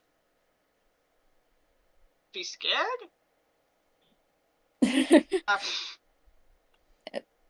Well, Basically, my homeland. Okay. Basically, he wants you to bring crops and grains and fruits and vegetables back to that area. Okay, of course. But you said no. Here's I the say, thing. thinking, loading. There might be an asterisk. There might be an asterisk attached to that deal. So. I thought asterisk was a thing with the star. It is. Basically, there's strings attached to that deal, Chelsea. You just don't know what they are yet. There's a the road to hell. The road to hell is paved with good intentions, basically. Mm-hmm. Okay. I'll get back at you with that offer. Very Yeah. well. Very well. Much like the others whom I'm given an offer to, you will have a week amongst them. So, though, do please consider it. He then starts to eat his food again. And Anastrasya just does not like the fact that Strahd is making these deals with the party at all, because he didn't tell her about it. And you can see, and you all could see it on her face as she just starts biting harder into her meat.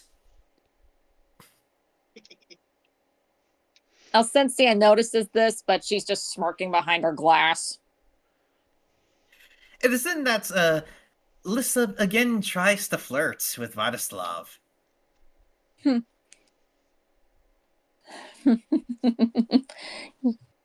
I must say, the way that you silenced that sorcerer was quite amusing and rather enthralling. He then just looks at her with trying to come up with an answer. Like, again, he's spoken for. Please leave the boy be. Anna is correct to a certain extent. He And then turns back to his food. And then, of course, she then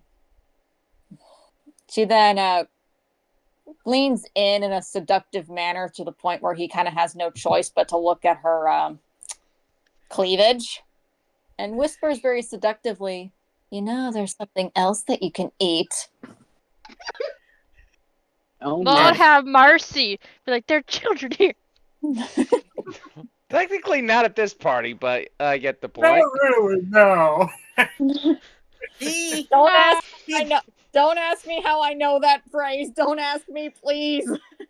he then just looks at her with that surprised look on his face, but he steels himself as best he can because he is just not used to this. He's been a soldier all of his life. He just doesn't know the art of flirting at all, and all the ladies amongst the table closest to Tyr could tell, and he just flat out states,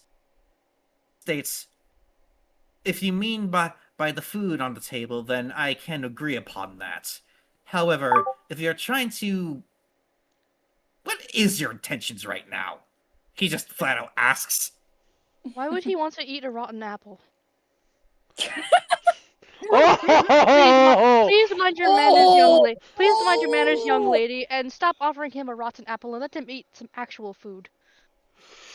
I'm sorry. I gotta do this. She's had enough. Man, that was good. That is a very saucy burn. Well done. Anna's had This enough. dinner party's She's tired of getting him interesting. trying to get to the children.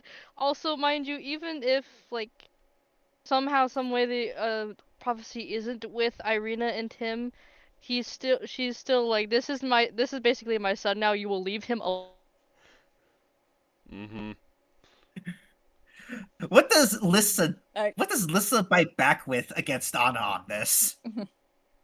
And I'm sorry. My brain's blanking because that roast was so good. It was. I'm sorry. My brain's blanking. I'm sorry. I'm used to dealing with bullies all the time, so don't worry.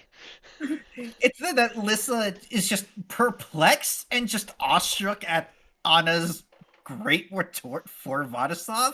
He then just scoots over a little to his left, and he's a little closer to Irina. And Strahd is a little bit perturbed when he does that. But he doesn't show it. But you could see it in his hands as he's cutting into his raw meat. Irina then quickly grabs Vladislav's hand again, and she quickly whispers to him to make sure that no one knows what she's saying. I sincerely apologize that you're going through this. If I could do something about it, I would, but I can't. Believe me, I want to call upon. Hold on, I forgot to do the accent. I'm really, really sorry that you're going through this right now. If I could do something about it, I would, but I can't. Every part of me wants to give her wants me to call upon Ilmater's power just so I can smite her right now. Oh, God. Just to know, go right ahead. She's whispering this to Vladislav so no one else can hear it. Oh, I know. It's just while she's doing that, Anna kind of adjusts herself in her seat, sitting upright and looking very annoyed. Then she readjusts, the napkin on her lap, and she's just like, honestly, the audacity of some of these girls who want to call themselves ladies. Ugh. Irina, don't take after them. They're bad folk. I am going to heed your counsel. I'm going to heed your counsel, Anna. It's in the moment that Anastrasya looks at Anna and is staring at her and is in utter shock. She sees someone in her face, but you don't know who this person that she's looking at is, but she whispers a name under her breath. All right, everyone roll the insight checks for this.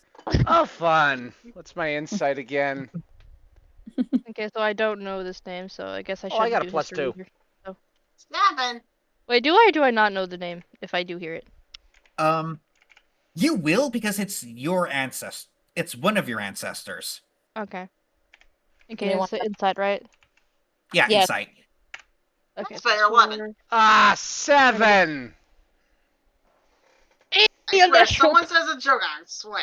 Unnatural 20, I let's am go. really trying to cut back on that word, so... Oh, really? Sleep. I Oh, know! what's Wow, I thought my rolls are bad. That just... I'm sorry. I'm so upset I have to have my ear to the wind. Hold on, I gotta roll for Anarian real quick. I'm really trying to cut back on that word, but that spot is not making it easy. Target sighted. Kidding? Go out outside. What's Vadislav's insight, if you could? Insight is a for Vladislav is a 1d20 plus 3. Okay, so Anarian passed the roll, but Alcynthia didn't. That makes little sense. Alrighty. I think Kitty is demanding attention. I gotta remind her that she can't go outside. Alright. Notice me! Release Uh, No! Alright, so Ceretta, Anna, and Anarnian. The three of you hear the name and know where it's coming from.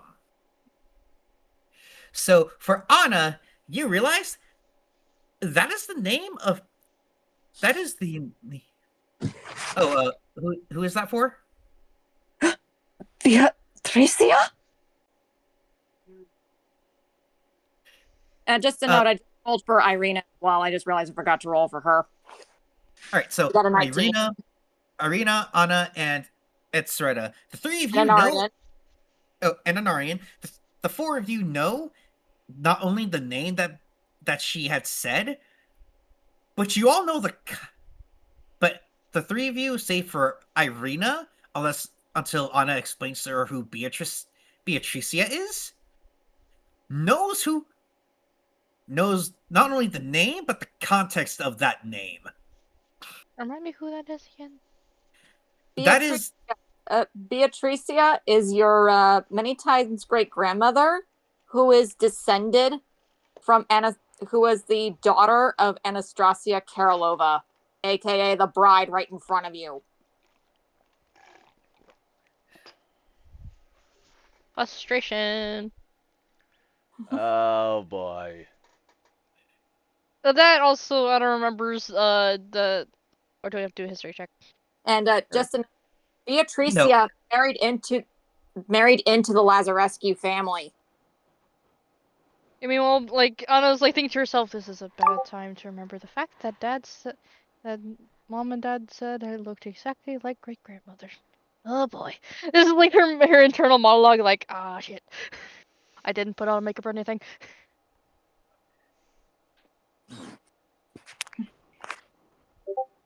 Ceretta, what do you make of this? Because you remember reading the couple of diaries about how, especially from either Bella or Claudia, that would be Bella or Drusilla. Oh, sorry. You remember Bella and Drusilla's diaries, in which they the mentioning of this name Beatricia. You know that this is Vadislav's and Anna's great-grandmother. What is your reaction to this once you hear that Anastrasya recognizes Anna as possibly one of her descendants? Anna, who? Complete and utter surprise. Anarian's like, oh dear. When you don't want to get caught, play dumb. If you get caught, I'm mute and you speak Spanish. And then, what is Irina's thoughts on this then? Irina has a suspicion that Beatricia is important to her, and if she's seeing her and Anna, she's like, oh no, this could be a possible relative. And she's worried for Anna because she knows her secret of being a Lazarescu, and she's worried, if it's like, oh my god, if Anastrasya has figured out that she's Lazarescu, we're all dead. You know, Anna, who? It is then It is then that the dinner finally concludes, and the servants begin to take the empty plates and any leftovers that might be on the tables, and then the servants call for everyone to enter the ballroom to have a dance and to enjoy the music and dance and talks amongst yourselves for the hours almost near for the beginning of the harvest festival. I wanna go home. So where do you guys decide to do once you enter this ballroom where music is playing, singing is being heard, and dances are being performed? I'm DMing you something. Anna does not miss the socialite life. She goes to observe and stay with Vladislav and Irina. Give me 1 second. Yeah, no worries. She can easily be a socialite if she wants to, but she does not wanna. Whatever, I do what I want. She's like, I'm too old for this, and also too, it's also like, I'm already really pissed off at that one lady. If I happen to come across her in idle chat, I might lose my temper and make her reputation irreputable.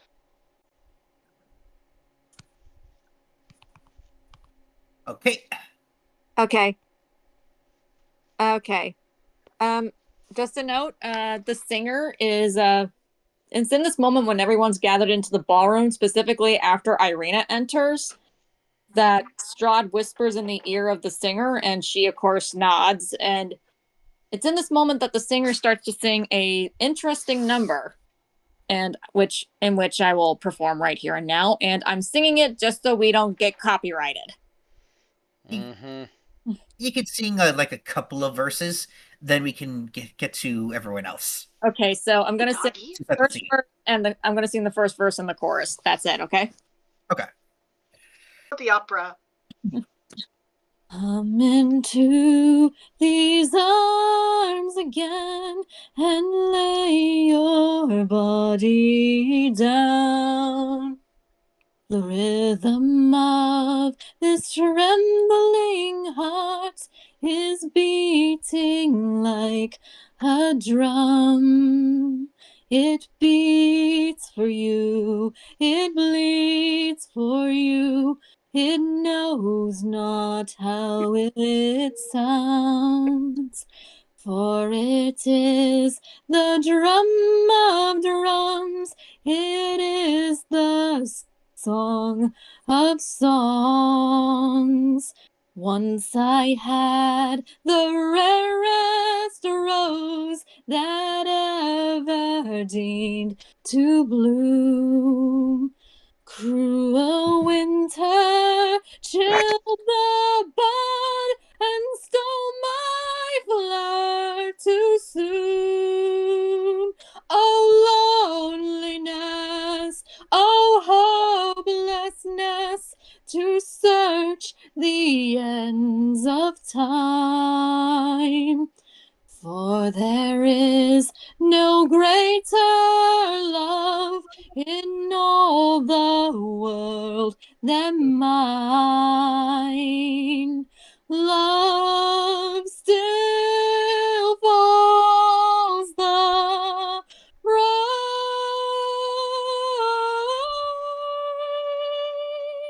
Love still falls the night.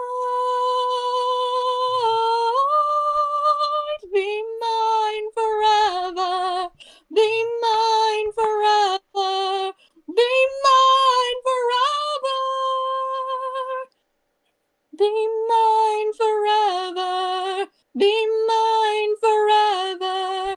Be mine forever. Be mine forever. Be mine forever. Be mine forever. It is with that Irina just continues to hang on to Vladislav as Anna tries to take them to a corner to be secluded, especially after hearing that number. Yeah, well, that, and also Anna has a backup plan too, and looks at Vadasov and Ariana is like, listen, if anyone else tries to split you two up, I want you two to dance together. No one can split you up then. Right. And I don't care if it's like if you have to act it like you're a thing or something. I don't know, whatever the young kids do these days. And she's like, Irina's like, you don't need to tell me twice. Like, just do not get split up. Right. It is then that It is then that who is that one chick that's basically poison ivy? Ivana. Ivana begins to walk into the room along with Lissa, and they are just talking as if they were just old friends. It is then that they notice Ceretta and Soldar. And Ceretta and Soldar, what are you two doing right now? I'm burying my dad. And I'm just taking it. Soldar's just taking it while I'm outright going. You really don't want examples of the crap I've had to put up with. Perhaps give an example to the audience about what Ceretta would say about basically Soldar fucking up. You fucked up, Aaron. Me? You talking to me? Yes. Yeah, you. Yes. Basically, Ceretta's chewing out Soldar. We want to see and or hear her chewing him out. Yeah. Okay. Soldar, you have used AO as an excuse to be the biggest dumbass in the world. Why? Why would you reveal that in front of everyone? What is the tactical purpose for AO ever doing that, ever letting you doing that? And don't give me some BS that he works in mysterious ways. I do not know why. I've never known why when I get compelled to say stuff like this. Half the time when it happens, even I'm baffled at it working out well. And it usually does. That's the reason I'm not too upset and just annoyed right now. Because I've never seen him pull this stuff and it not work out to what he plans. I don't understand the details because the last time I tried to comprehend it, I gave myself a headache that lasted an entire week. And yes, I did directly ask for details. I regretted it.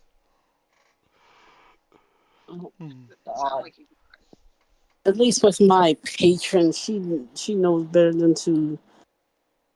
Except for occasional pranks, she knows better than to jeopardize a mission. A mission? No. You, however, yes. You forget you're my daughter. You're supposed to also have similar powers that I do, and they're being actively suppressed by her. Heavily. And then of course, in this moment, Ludmilla comes up. Your father speaks true. You are being. Your magic is being suppressed. Mm-hmm. I've been getting that a lot lately, and I don't like it. There's a reason why I don't want you to stay attached to her pale knight. Even if she's predictable, she's also never going to suppress powers like this for no reason, and it's never a good one. The last time, according to your mother, something like this happened, well, let's just say the person involved wound up not in a good way. They technically don't exist anymore. Their power, however, I don't remember exactly what happened to it, and neither did your mother. And then, what of course, she told me was it wound up partly in Pale Knight and partly elsewhere in the Abyssal Plains. And then, of course, Ludmilla backs it up. There has been tales of there has been a tale about how a wizard from my adopted family had supposedly brought forth a blight of madness across this land. Oh no, don't tell me it's one I've heard of. I don't want to even consider we've been thrown into another of those scenarios. Which might explain why I'm not with you, sorcerer. I'm here to speak with your daughter. My apologies. You must forgive my rudeness. Anyway, Anyway, she then looks at Ceretta. We're here to speak of you and your potential. So you want me to apprentice under you or something? Indeed. As much as I know it would please Bella to take me on as her mentor, she won't learn under me. She'll just soak up everything I tell her without any second thought or any second opinion, because she's so enamored by me. She won't grow without that conflict. You, on the other hand, have that potential in you.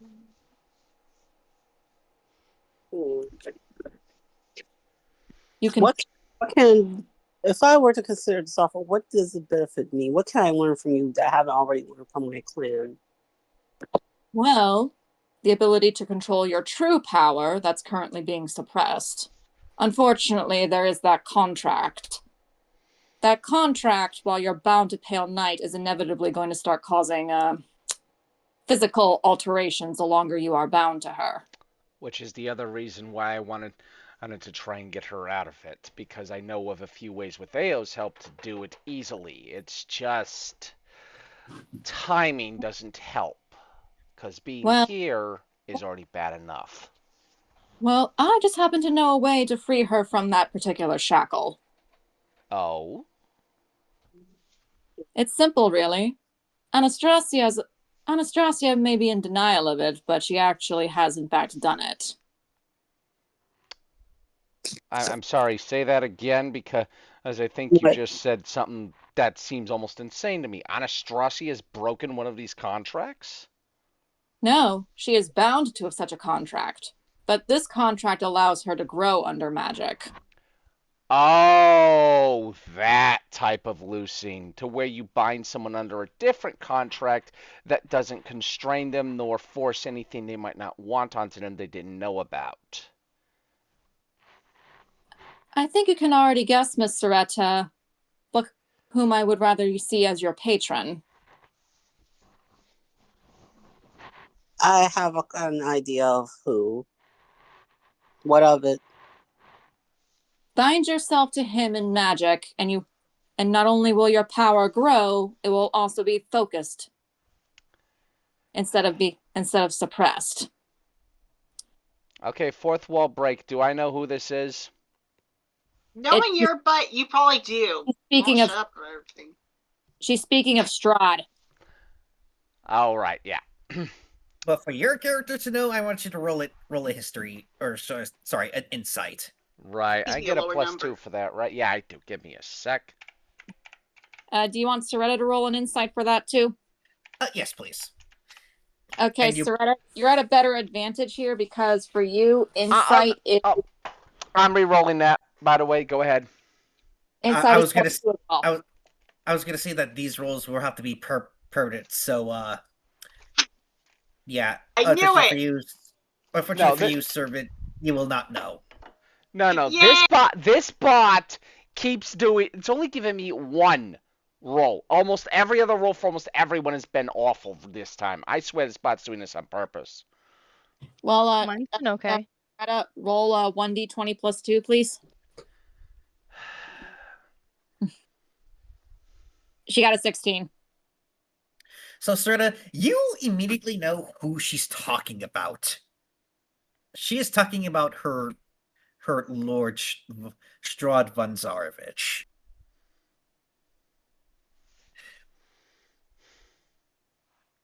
Now, what is... Sorry, go on. And then, of course, Ludmilla adds on. Besides, if you were my apprentice and then were proceeded to teach Bella, it could in turn help her grow in magic. Everyone benefits in this particular agreement. Only partly, Soldar says. As there's a problem with my abilities that I need to tell her, and I should probably inform you. As my... let Ceretta talk, servant. All right. My apologies. I didn't hear. So, Ceretta, what is your take on Ludmilla offering Strahd as your patron? Is Rena? Oh, no, Discord died. Okay, give her a sec. Give her a sec. Okay. You back with us? Oh, for crying out!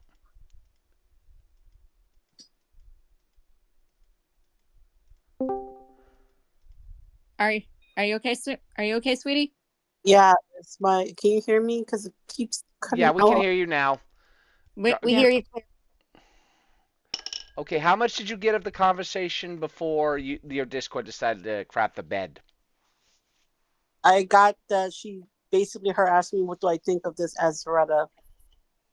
Basically, Ludmilla is offering Strahd to be your warlock patron, and she's changing and she plans to change the contract to where your magic can grow under him versus being suppressed.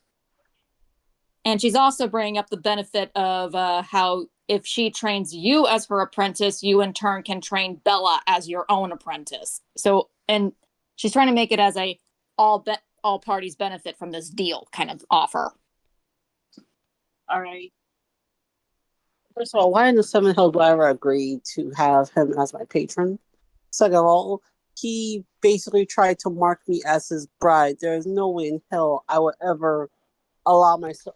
I would be under someone like that's tutelage, much less be my patron, because he's gonna want something from me, and I don't know what that is. Seven of all, I am not in the business of being anyone's mentor at the moment. I came here for one reason and one reason only.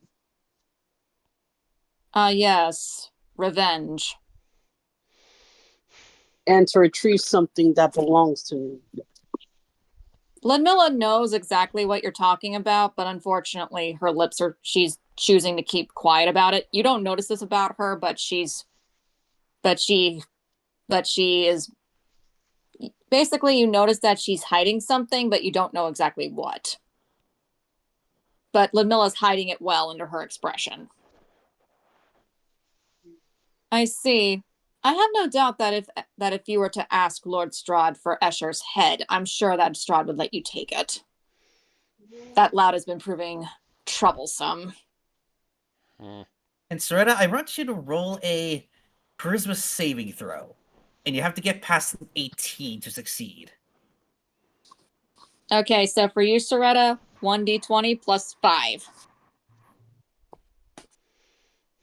Damn it! Do you want me to roll a physical one, just in case? Please. Okay. Okay, yeah, no. At this point, I think we might need to resort to physical next time. The bot is just deliberately lowballing. Come on, baby. Come on, baby. Daddy needs a new pair of shoes. And it's a 17. So, wait. Does she have a she has a +5 to charisma, right?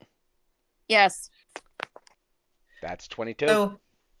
So Ceretta, you feel a distinct burning sensation in the back of your mind, and it's from several different things at once, but you also feel a very, very odd heat coming from the bite mark that you had received, and you feel like your heart is just beginning to just increase in heart rate.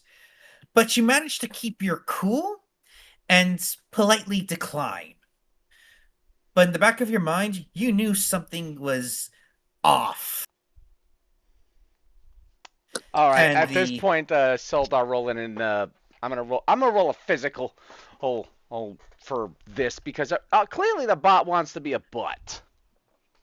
Because I'm rolling perception because at this point, after those comments, there's no way he's not noticing something. Wait, what do I have on perception? It +0.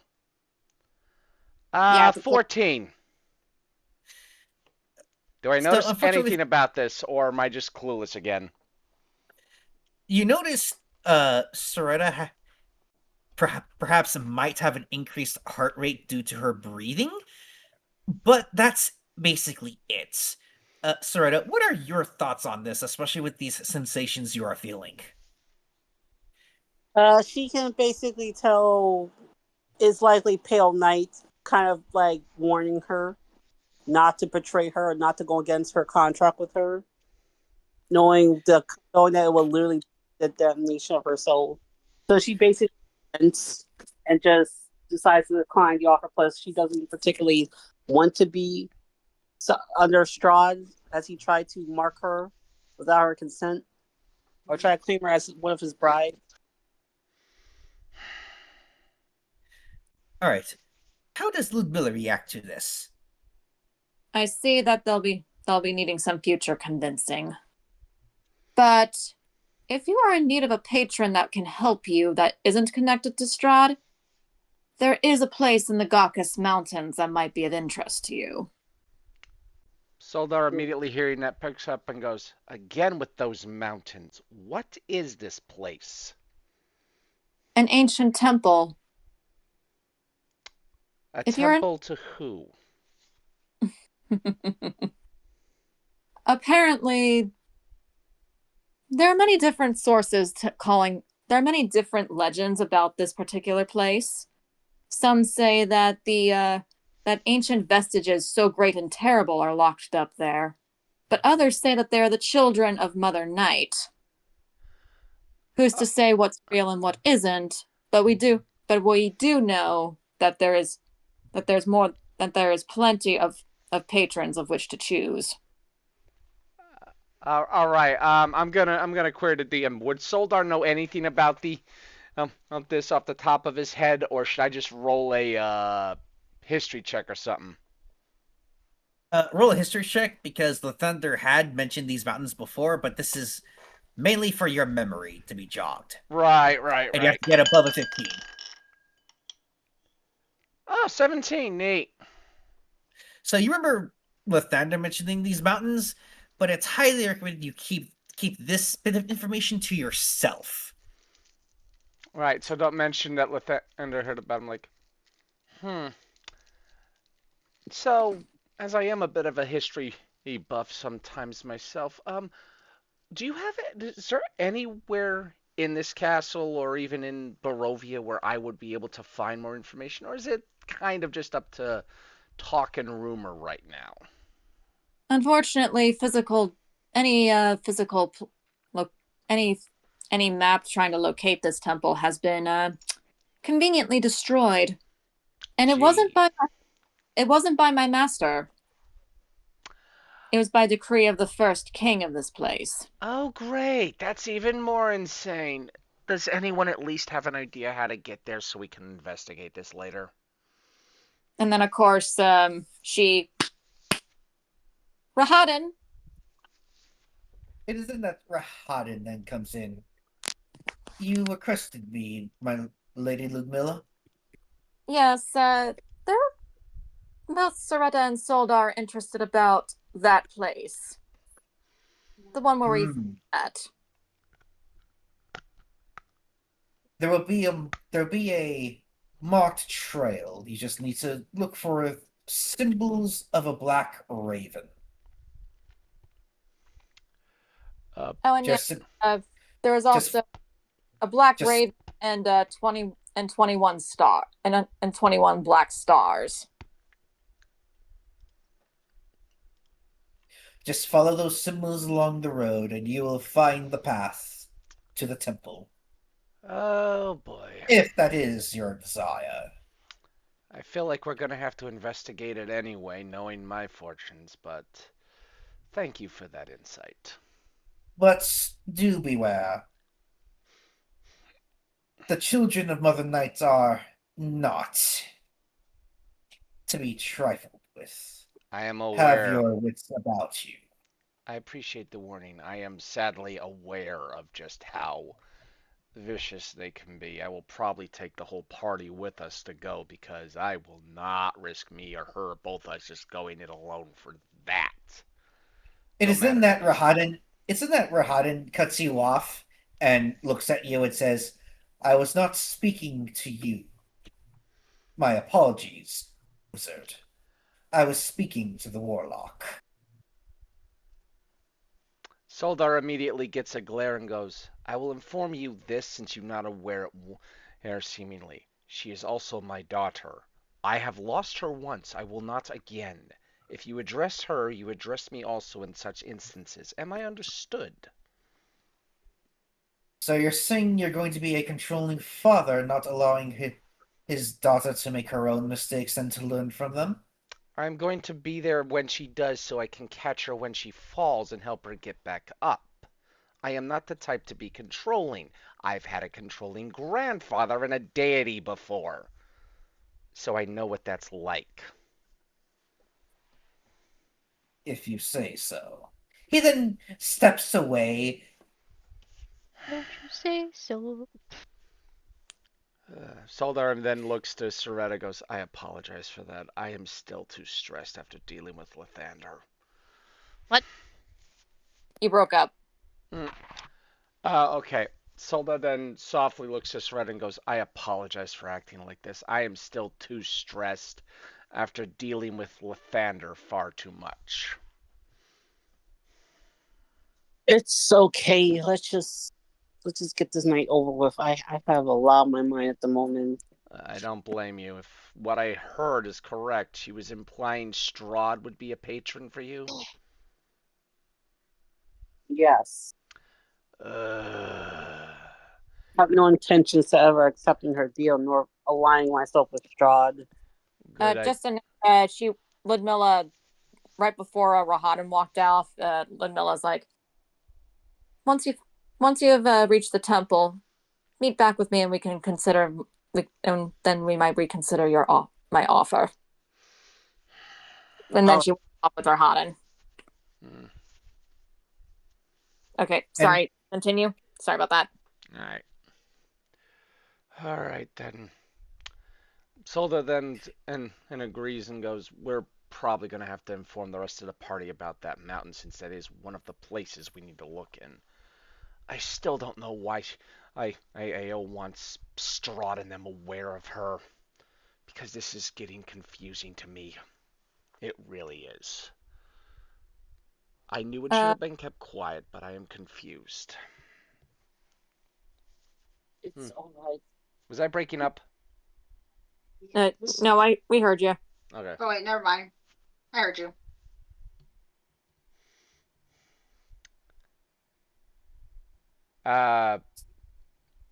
Serena, what does Ceretta say to that, or are you just Sarah's just lost in thought at the moment. Ceretta, I would like you to roll a perception check. Oh, sorry.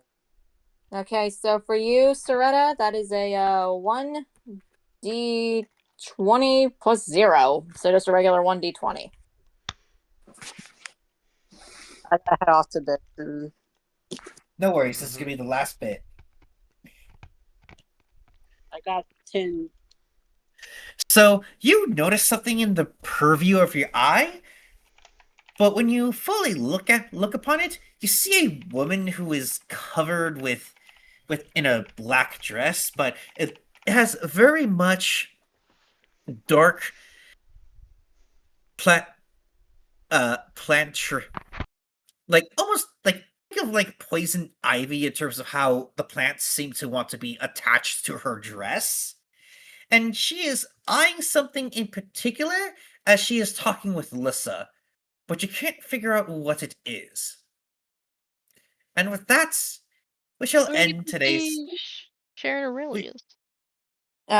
Let's get Sharon Aurelius in a little bit. Yeah, okay. I've been gone most of the time eating dinner, and I'm playing video games. And then after Sharon Aurelius, when the next session we'll go to Anarian and Elsensia. How about that? Okay. So with Aurelius and Cher, what are you two doing right now? I guess chilling. I have no idea what I'm doing. You're at the dance part of the at the party, so maybe a waltz. Yeah, we're dancing. So yeah, you're basically you and Aurelius are dancing in that moment, like doing a small waltz. Don't fumble this, Aurelius. All right. While you two are dancing, what are you guys talking about? The fact that Strahd gave you an offer? So what do you think of that offer? I know that it's bad, but what do you think? I should take it even though it's not good? Allegedly? Well, you don't know if it is bad or not. It's just that it is an offer put No. forward. I mean, who knows? Maybe they're wrong. Maybe Strahd is being genuine. You just don't know. I don't know yet. Unfortunately, we are to be on our toes, especially someone like Strahd. I have an idea of something for you to say, Reyes, if that's okay. Okay. I may have turned from Lathander's light to Helm's shield, but even I'm feeling off about this deal. Oh, rhyming. I may have left Lathander's light to Helm's shield, but even I, what was the rest of it? But even I'm feeling off about this deal. Right. But even I'm feeling off about this deal. Right, okay. Your suit is very lovely. Aye, and you look beautiful. Thank you.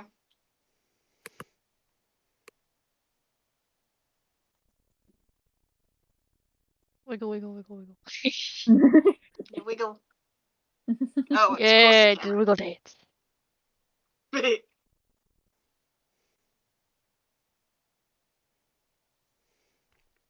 else to say?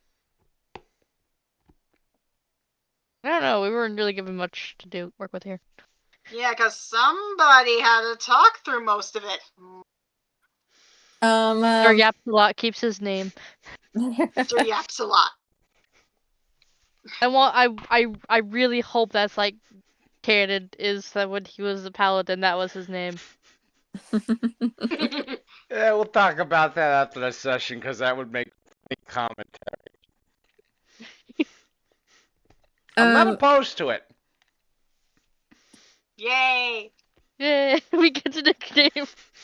And then of course, I think with Anime Guy, I think with this, we'll call the session here. If you want to call the session here, next session we start with Elsensia and Anarian, if that's okay. Okay. Oh, by the way, actually, let Aurelius roll a perception check. Okay. Aurelius, you heard her. Perception. 1d20 plus 1. Alright, let's see. Wait. 1 plus 1 is fish. Could that work? Because I could go physical.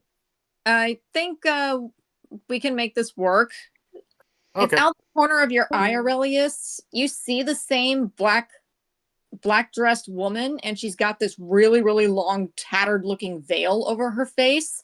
She's looking at you and she's staring right at you. Ah.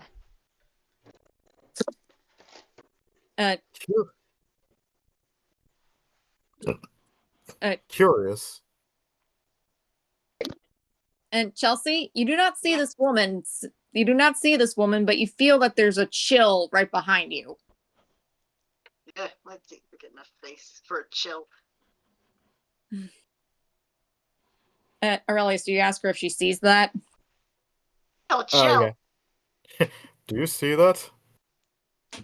No, but I feel something. It's not good. Very eerie. And this woman looks dead at you, and she's like, "So you too have been abandoned by the Morning Lord." Do you want to end the session here? Yes. Yes. We shall end the session here. That is a good way to end the session. Oh yeah, nothing like a little mystery. And I am sorry for the chatterbox habit. I don't know what's up with me. I'm gonna write it off as the weather messing with my head, given Minnesota's has been extra schizophrenic this past less than a week. Also, lay off the sugar. Yeah. I don't think it's even the sugar. It doesn't usually do No, no, this no, to no, no. me. Uh, Caffeine. You may Yeah, that no, you may I have no claim that, but caffeine it today. doesn't. Next session, I promise we'll start with Elsensia and Anarian, and possibly have them interacting with this black dressed woman. Boy. Just when we thought shenanigans had ended, more pop up because of my big mouth. Yes. All right. Anime guy, you still there? Yes, I'm still here, and I'm going to be closing out the session right now. Or should I say the streams right now? I really Anyways, And need to with, figure out with how to that, I'm animate cutting the soon. recording. Everyone, like, comment, subscribe. Yes, the last few have been bad because I haven't had OBS set up because new computer. See you guys later. Have a good night, everybody, or wherever. Bye bye. Bye. good night. Bye.